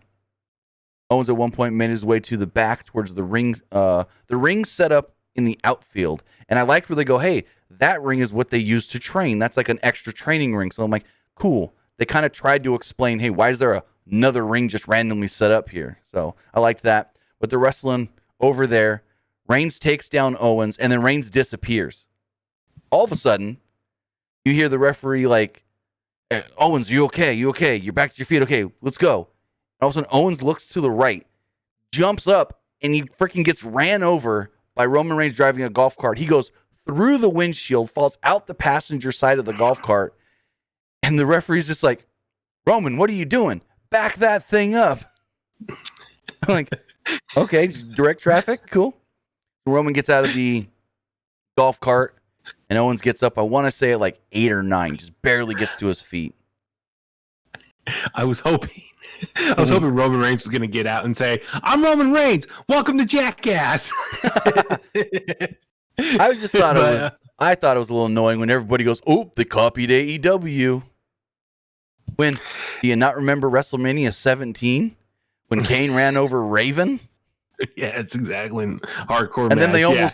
then they almost freaking just took out all the electricity in the entire Astrodome because they ran over one of the cords that almost yanked out of the wall. Like, Jesus. Anyways, where was I here? So Roman ran over Kevin Owens. Owens then at one point tackles Reigns and hammered away on him, giving him a pop-up powerbomb onto a random announce table set up in the back, randomly an announce table. Owens got up at 6, Reigns got up at 9, and the commentary really played up the fact that this is the first time since Roman Reigns has returned that we've seen him in this kind of position as far as not being the ultimate dominator of the match. Mm-hmm. So I really liked that. They tried to make Owens look strong, even though we all knew going into this match he wasn't going to win. Mm-hmm. So Owens hits Reigns with a small ladder at one point. Owens got in on a forklift, and he raised the forklift all the way up. And I'm like, are they going to do Mick Foley Rock, and he's going to lower the forklift on him so he can't get back up? But no, he just wanted somewhere really high to jump off of, and he did. So he jumps off the forklift, and we get holy shit chants piped in, but somewhat edited shit chants. So it's like, holy. They didn't really want it to say shit. And Reigns barely got up at 9. At this point, and I loved this line from Kevin Owens, Roman is bleeding as Kevin's got him by the head. And he goes, hey, whose blood is that on your face? Huh? It's not mine. That's tribal blood. I loved that line. So they start fighting more backstage. Both get knocked down. Reigns gets up at 9 before hitting Owens with a Superman punch. Reigns spears Owens through the video boards on the stage. And Owens barely gets up at 9 because he rolled off the stage and got to his feet. And Roman's like, that shouldn't count. He's not all there. He kind of just fell off and it counts. And the referee goes, hands are tied. He's standing up. Mm-hmm. Like, hey, that's the rules as long as you're standing up. There was a couple questionable moments even earlier when they were more in the back area. When the ref kind of slowed down his count. Yeah, well, also there was... So, okay, my brother is a big boxing fan, so just, being around him, I kind of learned just a lot about the sport. And so there was one point where Roman's staggering to get up, and the ref is counting. And finally, he hits like 9, 10, and Roman stands up literally like half a second, and then he stumbles and falls back down.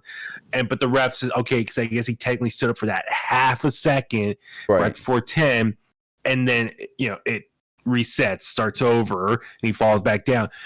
But I know in boxing, if this was a boxing match, that would not count. If you cannot stand up properly before the 10 bell or before the 10 count, and you let's say you stand right up and you fall right back down, they will they would not count it. So anyway, when I saw that, I was like, if that was boxing, that would still count as a knockout. Mm-hmm. So anyway, I mean, I know, like I said, it's stretching the rules, stretching, disbelief. Like I said, Roman, he technically stumbled there. And, a buddy of ours was texting me, and he's like, hey, Kevin Owens should be champion. Roman did not stand up. He fell right back down. But I guess technically he stood up for, like they said, that half second, which reset it to 10 count. But he said in boxing, that would have been considered a knockout. So anyway, a little nitpicking. But yeah, I mean, there's other moments where the 10 count came into question for the referee in this match, which is you're going to get into as far as that part of after the spear happened down there.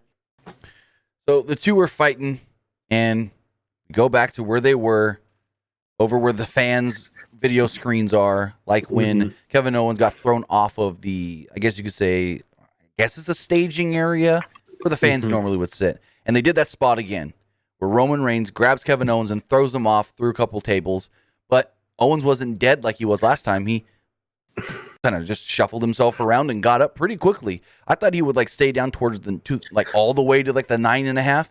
But he was moving around and got up fairly quickly off of that. At one point, he kind of gets to his feet and he's like holding himself up with the stage, with the ramp. And Roman comes over with handcuffs in his hands and just starts raining down shots with the handcuffs on Kevin Owens. Owens tries to throw back some shots as well, but the handcuffs hitting him in the head were a little too much. Reigns then tries to handcuff Kevin Owens, but Owens reverses him with a stunner. Owens then puts the handcuffs on Roman and then handcuffs Roman down to like this little like light rig post, but low enough to where it's going to be hard for Roman to stand up. Roman couldn't get up, and Owens seemingly was about to win. Referee gets to 8. Referee gets to 9. Remember, it's no DQ, so he grabs the referee and pulls the referee into one of the lighting rig posts, so the ref stops his count. Great heel move. Love it. That was great. Reigns would then go and low blow Kevin Owens, as Kevin Owens came over to check. I don't know if he was going to check on Roman or the referee or what, but he low blows him. And Heyman comes out to unlock the cuffs. A new referee also comes out. Reigns would then lock in a guillotine choke on Kevin Owens. Owens would pass out and unable to reach the 10 count. Roman Reigns still Universal Champion, which I guess it is the right move for right now. Yeah, absolutely. I mean, the way Roman's storyline, it's been consistently booked so well. It's one of, if not the best storyline in WWE right now over on SmackDown. Yeah. The way he's been booked so strong, if you're going to take the title off him, it needs to be more on a WrestleMania stage or later on in the year. But no, they made the right call. As much as I love the way Kevin Owens has been booked as a legit threat to dethrone Roman Reigns, the right call is here. Let Roman retain and just keep going on his tear of SmackDown as Universal Champion. So great moment, a great match overall. Just the high spots and Kevin Owens just sacrificing his body all over the place. I know some people thought the finish was a little underwhelming, a little anticlimactic as far as he puts the submission on him, the guillotine, but like I said, it just kind of just stops. Like I said with Sasha and Carmella, I felt like all of a sudden they just said go to the finish and put the submission happened.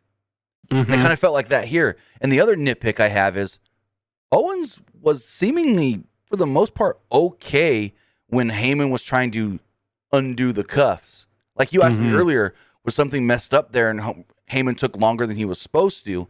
Because you would think, he got the low blow, but once he went back over to Roman, when Roman put in the guillotine, he seemed pretty fine. So he could have tried to stop Paul, but he just didn't. So that was another nitpick of mine. It was like, why didn't he try to stop Paul Heyman?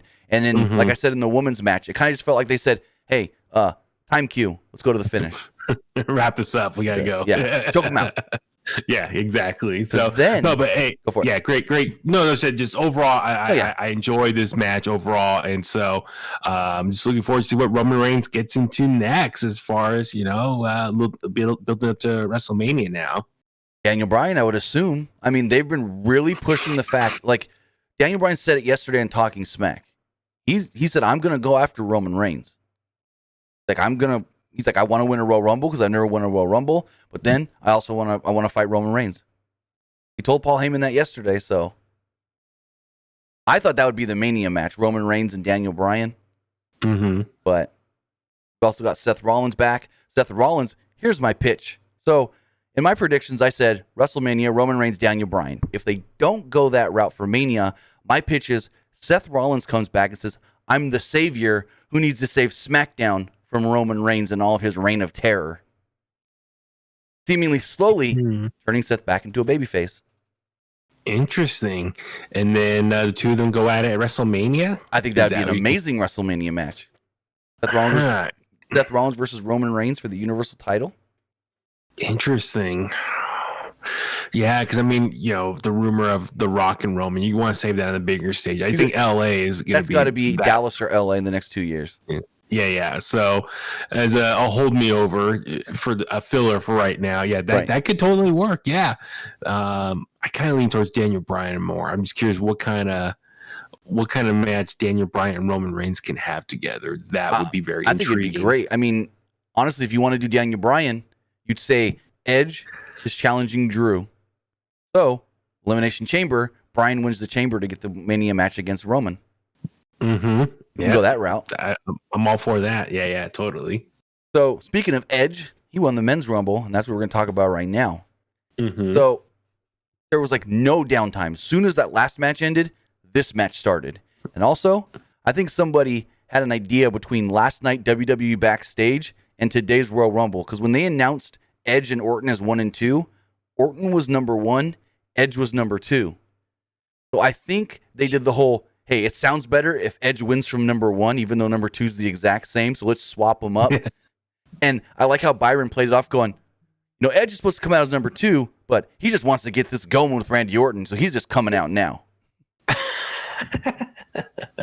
But Edge did come out number 1 and didn't even let Randy come out. As soon as Randy poked his head out from backstage, he bum rushed him right up on the top of the stage.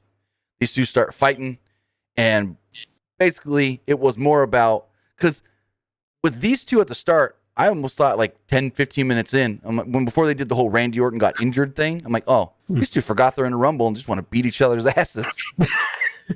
Make it for lost times. Like, right? Hey, I remember we had what was it, the greatest wrestling match of all time. 6 months ago. Edge was out for 6 months. Man, it's been that long. Crazy. So, literally, like I stated, Edge just rushes him before the match even starts. They start fighting all the way down the ramp, and then they get into the ring. Sami Zayn would then come out at number 3. So we're going to hear that on SmackDown. Conspiracy theory. They wanted me to start early, so I couldn't win. But then I can see it now. He's going to say that, and Big E's going to go, boy, Edge won from number 1. So Zayn attacked Edge really quick from behind and started working with Orton before Mustafa Ali would come out at number 4. Ali went after Edge, and they all teamed up on Edge. Jeff Hardy would come out at number 5, wiped out everybody with Whisper in the Wind, until Zayn shoved him into Orton, who hit him with an RKO. Orton gave Zayn and Ali RKOs as well. Edge would spear Orton and gave him a DDT on the announce table. This is when they did the whole, Randy hurt his knee, he can't continue, but they really, really wanted us to know that he was hurt, that his knee was hurt, and that he's getting taken to the back. Like, they had cameras on him, because someone messaged me and goes, you think Orton may be really injured? I'm like, no, because if he was, they wouldn't have focused so heavily on it, which we know he wasn't. So they take him to the back, and Ziggler comes out next, and this was Ziggler's 14th Royal Rumble. The only person that's been in a Rumble more than Ziggler is Kane, who hit number 18 today. Ziggler is the number 2 person for most Rumble appearances.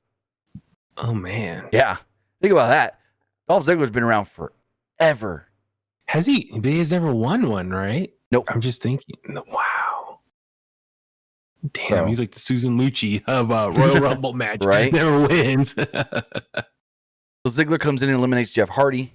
Edge went out after Ali and Zayn before Ziggler brought him down with a zigzag.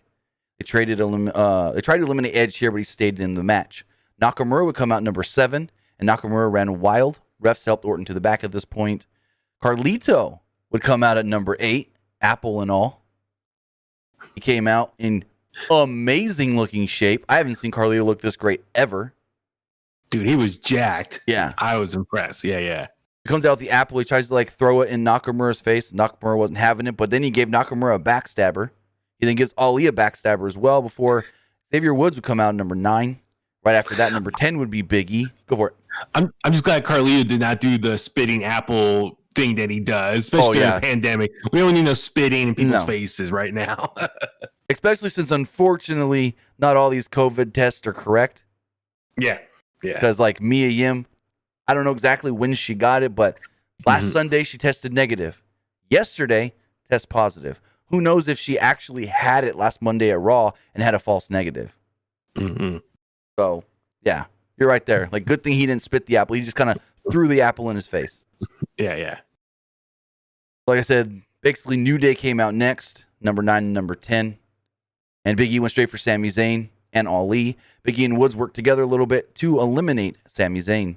John Morrison would come out at number 11, and New Day worked together some more to try and get out Ali, but Ali managed to eliminate Woods. So they're still building up that whole thing on Monday Night Raw, which I think this could, which I assume Kofi should be back in time for Mania, Ali versus Kofi at Mania. Because Ali keeps saying, you stole my Mania match. You stole my Mania opportunity. I'm going to take something from you. Why not Ali and Kofi at Mania? I think the storyline's perfectly there. Mm-hmm. So Big E, or was I? Ali was proud that he eliminated Woods, and then Big E shoves him and pushes him right off to eliminate him out of the ring. Ricochet would come in at number 12, even though Ricochet was not supposed to be in this match since he lost his qualifier to AJ.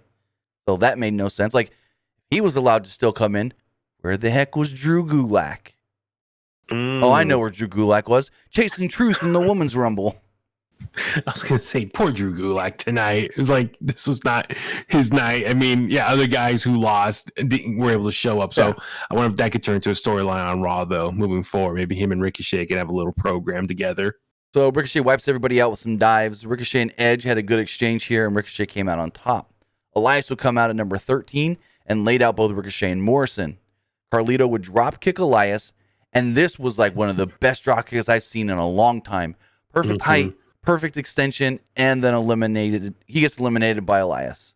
Elias just hits him with a knee and throws him out. Out of number 14 would be Damien Priest, and they made Damien Priest look strong in this match tonight. Like, they made him look like a big monster. Damien Priest would come out and laid out Elias, Ricochet, Morrison, and eliminated Elias. There was a split screen here where the trainers were in the back tending to Orton's messed up knee. Miz came out number 15, and he worked with Morrison to lay out Ricochet, tried to go after Damien Priest, tried to go after Ziggler, when Bad Bunny would appear.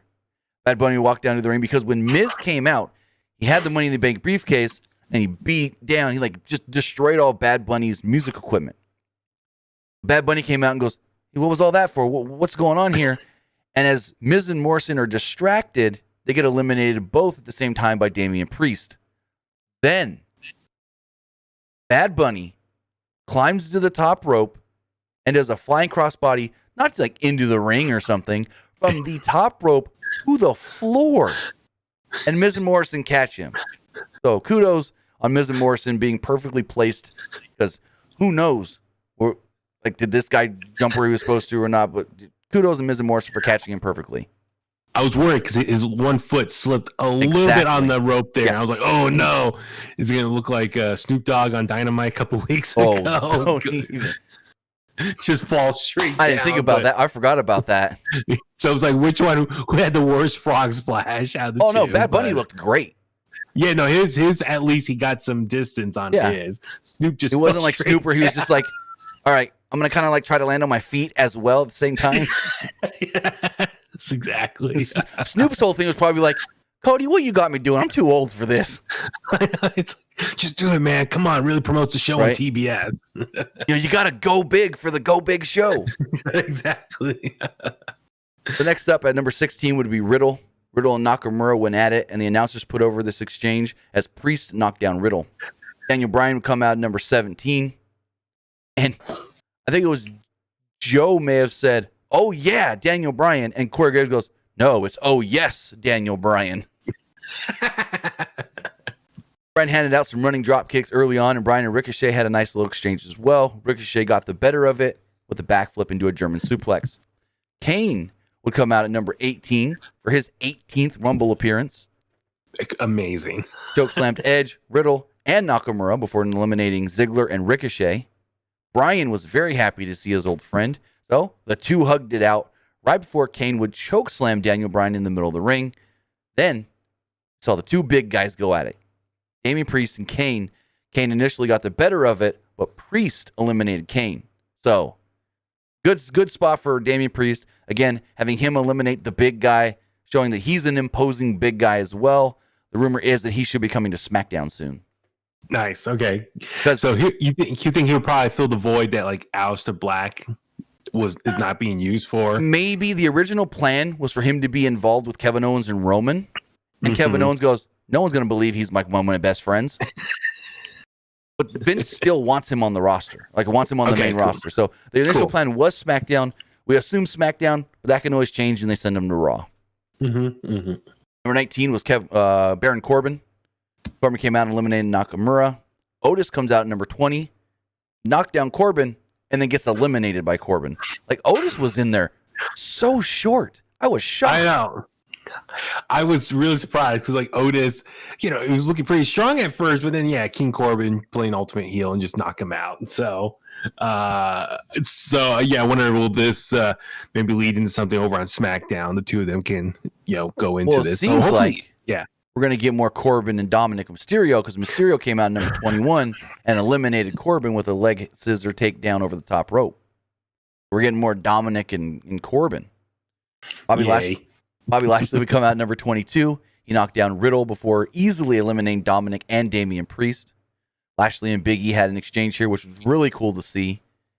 And then at number 23, we all had to stand back. There's a hurricane coming through as Shane Helms, the Hurricane, just randomly appeared in the Royal Rumble. Big E almost got eliminated here, but Helms poked his eye. They replicated the Triple H Steve Austin chokeslam spot where he tried to chokeslam both Big E and Bobby Lashley, but they weren't having it. And then they eliminated him. Christian, shocking to everybody, came out number 24. And when he first came out, I go, okay, he's going to be limited. This is just something they want to try and do. Because he walks down to the ramp and then stops. And they're all trying to eliminate, I can't remember who it was. I think it was Lashley. It was 4 guys trying to eliminate Lashley. And he slowly climbs up on the apron and helps them pull Lashley out. So I'm like, okay, Christian's going to be in here for a minute. They're going to be really safe with him. He gets in there and just starts going at it with everybody. I'm like, holy crap. Christian's cleared to go. I was shocked. I was like, good for him.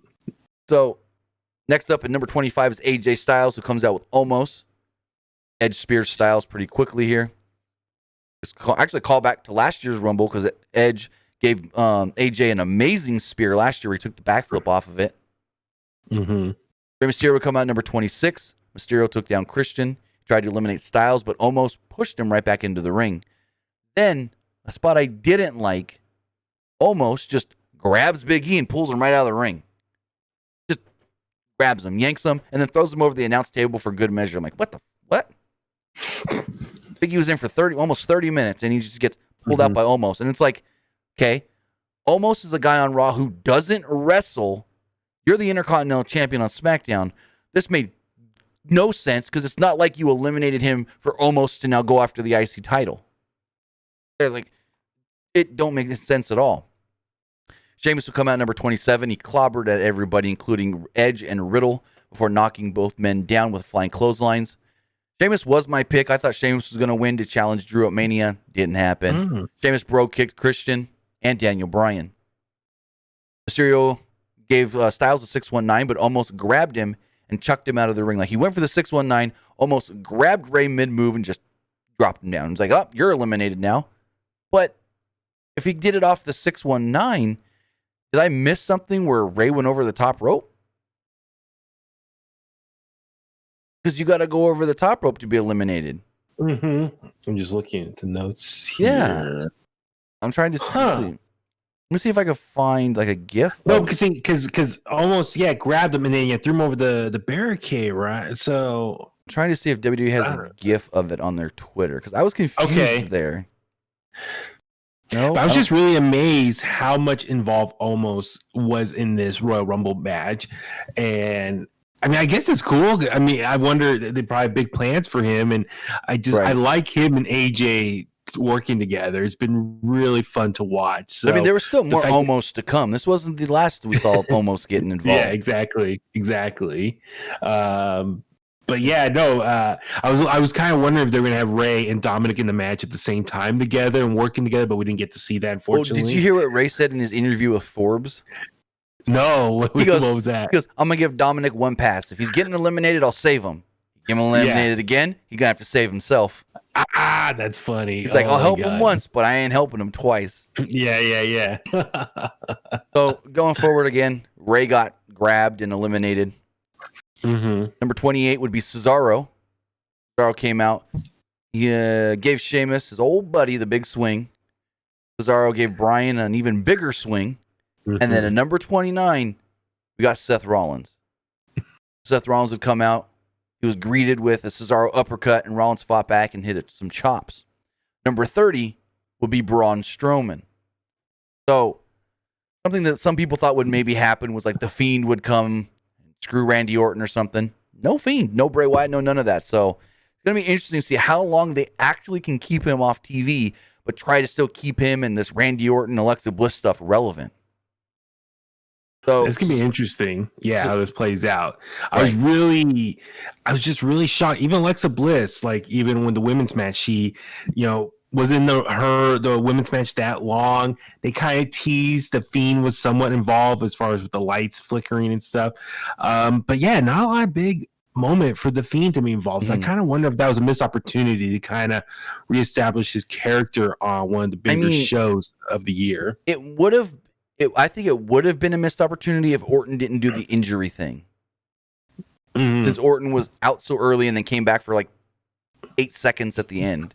Yeah, exactly. Okay. So Strowman comes out at number 30. Cesaro almost eliminated him, but Strowman fought back and eliminated Cesaro. He then eliminated Sheamus, tried to eliminate AJ Styles, but almost caught him. And then, Braun just eliminates him anyways. Edge and Christian start working together, and they gave Strowman a double spear. They then played This Is Awesome chants over the PA system.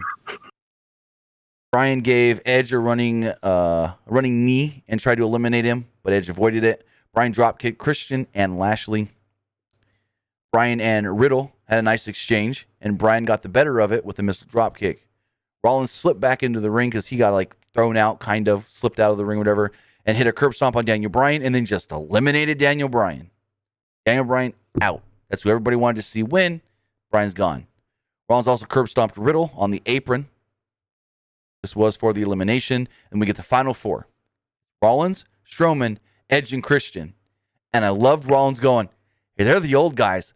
We're the new guys. We need to work together and get these old timers out of here. And he smacks Braun on the chest. And Braun's like, excuse me, fella? So we got the final four here. Rollins wanted to team up. Strowman really wasn't having any of it. Strowman knocked him down before running over Edge and Christian. Christian and Edge tried to eliminate Strowman, and Rollins would throw out both Christian and Strowman. Edge would then quickly eliminate Rollins, and you're supposed to think, oh my God, Edge just won. But as soon as Edge turns around, boom, out of nowhere, RKO. Orton was going to eliminate Edge. They did the whole, he's got Edge by the head. He goes to throw Edge. Edge swoops in, grabs Orton, throws Orton over the ring. Edge wins the Royal Rumble. Edge doesn't cry like Bianca did, but still had a cool celebration at the end of it. And that was the Royal Rumble. I if you would ask me a week ago, I would not have expected or wanted Edge to win. Right. But his promo this week was really convincing. Just going back to saying he wants the title that he never lost, going back to 2011 when he had to retire. And so just for WWE, they really fell into this awesome long form storytelling to connect the dots here with Edge. And I think there's a lot of rumors. A lot of people thought, Big E was going to win, or Daniel Bryan, or someone else. But Edge, like I said, over the last week, that promo really opened up my eyes, and maybe to a lot of other fans. He should go back after the prize that he never lost, was the WWE Championship. And so this could be a really interesting story. Hypothetically, he gets to call his shot. You and I were talking off the air. It's like, is it Roman or is it Drew? Obviously, WWE Championship is with Drew, so it kind of makes more sense maybe go after Drew for that championship. Here's the question. Mania, do they want babyface versus babyface or babyface versus heel? You do babyface, that's Drew and Edge. Heel Roman Reigns against babyface Edge. Well, it would make more sense, babyface versus heel, and it'd be kind of cool. Maybe Edge can bring some of his star power over the SmackDown and build up the program with Roman, and then hypothetically, Roman could beat Edge at WrestleMania. Just a little looking ahead, and that could really add to the heat for Roman as this heel persona, as the head of the table, that he beat everyone's favorite Edge, right, and he prevented him from getting a championship that he's been wanting back for like the last 10 years. So that could add more. I think it could maybe help reinforce Roman Reigns' heel persona. So I can see why that matchup would make more sense. But a special moment for Edge here. Congrats to him. Second Rumble win. Yeah, and so just very exciting, especially when it came down to the end. Just very exciting. It's just like nerve-wracking. Like, oh my god, who's gonna get eliminated here? And just and then going to this Rumble match, there was no clear winner. I mean, I think a lot of predictions out there. There was no clear story. I think last year a lot of people were anticipating Drew was going to win. It makes more sense. It makes most sense at the time. But we're like, well, is it that obvious that they would actually pull the trigger on that? And they did. Last year it was, because they really protected Drew for those last 2 months. Yeah. Kind of like they've been protecting Lashley, but we knew Lashley wasn't going to win it because he's got the U.S. title doing that stuff with the Riddle. Yeah, so last year's Rumble, even though we all wanted Drew to win, we didn't think it was going to happen. When they did, it was like, all right, awesome. Right. That's great. This one, it was such a wide open, anyone could take this. So I'm very happy for Edge, and his promo work is so good. So he'll get everyone emotionally involved and interested in whatever match he's going to have up at WrestleMania. So overall, very fun Royal Rumble. They deliver, I think, just entertainment there. So can't wait to see the fallout on Raw and SmackDown this week. Right, and it's like, so Edge is on that limited run kind of deal. So it's like, I assume he's on Raw tomorrow, maybe makes his announcement on who he wants to face, but then he can literally just go away for a while everyone else does their stuff until we got a month to go or so, and they start really building up the match.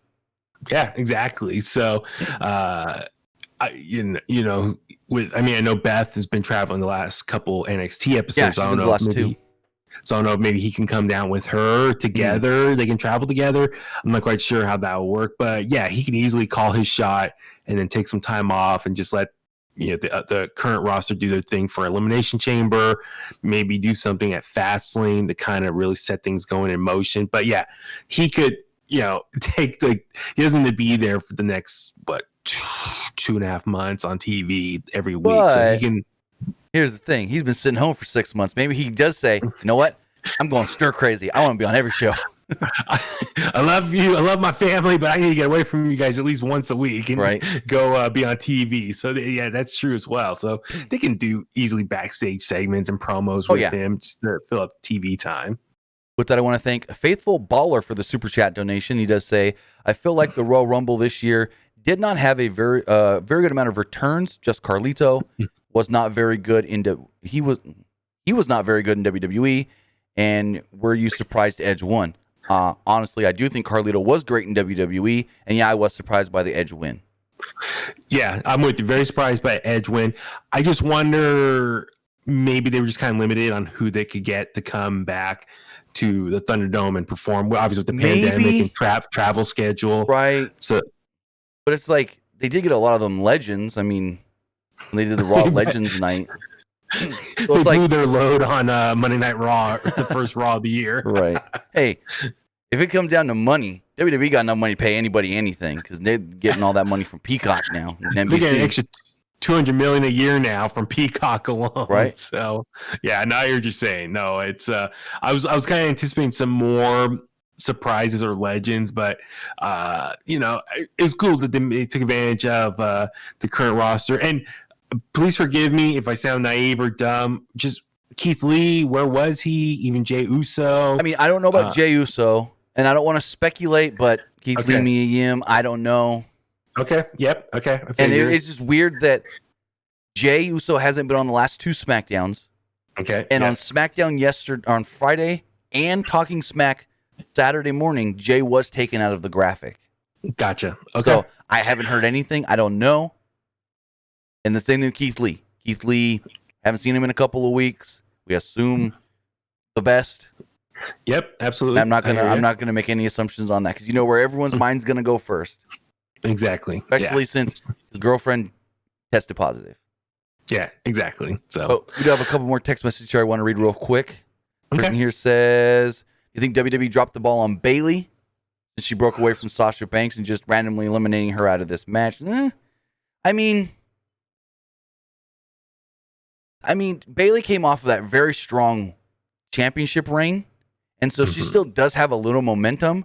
So having Bianca go up against her and kind of like get that momentum from Bayley, there was nobody else on SmackDown she could have got that momentum from that would have meant the same other than Sasha.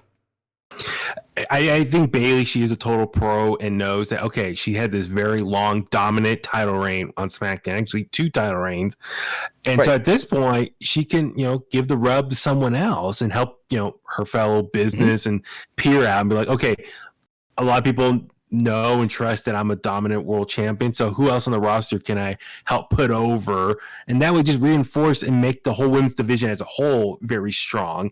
And that's something I think just keep your eye on. Like, sure, Bayley, she's not champion right now, but she was champion for a long time. So it's like, okay, with her star power and her success, who can she help put over? And therefore, by putting someone else over, can then create a legit opponent for Sasha Banks. So it's just paying it forward. Exactly. And plus, like Ricochet said it, I think it was last year. He goes, hey, people are complaining that I'm not on TV. Everybody has their turn. It's like you get a good run for a little while, then somebody else just has to get pushed up ahead of you before your turn comes back around. We can't all be pushed as the top at the same time or at a certain position at the same time. So it's the same thing with Bayley. Bayley had her 300-plus day reign as champion. They're still going to keep her around, so why not use her momentum off of that championship reign to build up somebody else? Exactly. Totally. This person says, any updates on Christian? Haven't heard anything since the match itself. Person says, let's see. Do you think Edge beats Drew at Mania? But like we were talking earlier, it's kind of hard to predict right now who he even challenges. Man. I think if he challenges Drew, yes. If he challenges Roman, no. Man, I'm such a Drew fan. I just don't want to see him with the title. It was just, he's been such a great champion, but I get it. But then again, Randy and Drew have not had, Randy and Edge, had never had their like rubber match, the third match between the two of them. So how do we know hypothetically Drew can't lose the championship to Randy before WrestleMania and to be WrestleMania match? Yeah, could it be Randy versus Drew? I'm getting my names. Randy versus Edge for the WWE Championship at WrestleMania. They significantly teased that tonight, that they're not done. Yeah. So we'll see how it goes, man. This person says, do you think Edge versus Christian versus... Whoa, this person's asking for like big multi-man matches with Edge, Christian, and McIntyre. No, I don't think so. Unless like... See, here's the thing with saying, do you think Christian's going to do this? Do you think Christian's going to do that? We don't know his status. Maybe he was only allowed to do this match and that's it. He looked good enough to where I think he's going to do more, but I can't predict that without knowing anything. This person says, when do you think they're going to do Charlotte versus Rhea Ripley 2? Maybe at WrestleMania, Raw Women's title on the line. I mean, maybe Charlotte defeats Asuka for the title. Rhea then somehow wins the opportunity to challenge her at WrestleMania, and Rhea gets the Mania this year, the win this year after Charlotte won at Mania last year. I can see it. This person says, I love Bianca and Rhea both, and they got revenge on Charlotte. True. Next text message says that the Royal Rumble was great. I'm glad they picked Drew to win and not Goldberg. I think we all are. And finally, this last one does state, who do you see as a challenger for the Raw Championship at Fastlane? I don't know exactly what they're asking. Maybe WWE title at Fastlane. I think Fastlane's too far down the road because you still got Elimination Chamber before that. Absolutely. But with that, guys, I want to say thank you for joining us here. Twitch.tv/PW Unlimited, YouTube.com/Pro Wrestling Unlimited. I want to thank Baby Huey for joining us here. Where can they find you? If you want to follow me on Facebook at Baby Huey Official, Twitter and Instagram, as you see down below, Baby Huey 83. If you want to listen to my podcast, In the Click, KLIQ, subscribe to us on your favorite podcast platform, Apple Podcasts, Spotify, YouTube, Stitcher, Google Podcasts, and get the merch. Show off that merch. over on our Teespring store, which you can find the link in our bio on our respective social media pages at In the Click, also Facebook, Twitter, Instagram as well. So, looking forward to all the Clicksters out there just for tuning in, hanging out. Thank you guys. And thank you, Tim, for having me on the show once again. Appreciate it. Anytime for sure. But with that, guys, I want to say thank you for joining us here. You can also follow us on social media, facebook.com/Pro Wrestling ULTD. Follow us on Instagram. Just search for Pro Wrestling Unlimited. And follow us on Twitter at PW Unlimited. We'll be live again tomorrow night for Monday Night Raw. We're going to talk about all that, the fallout of the Royal Rumble. So with that, guys, have a great night, and I'll see you tomorrow.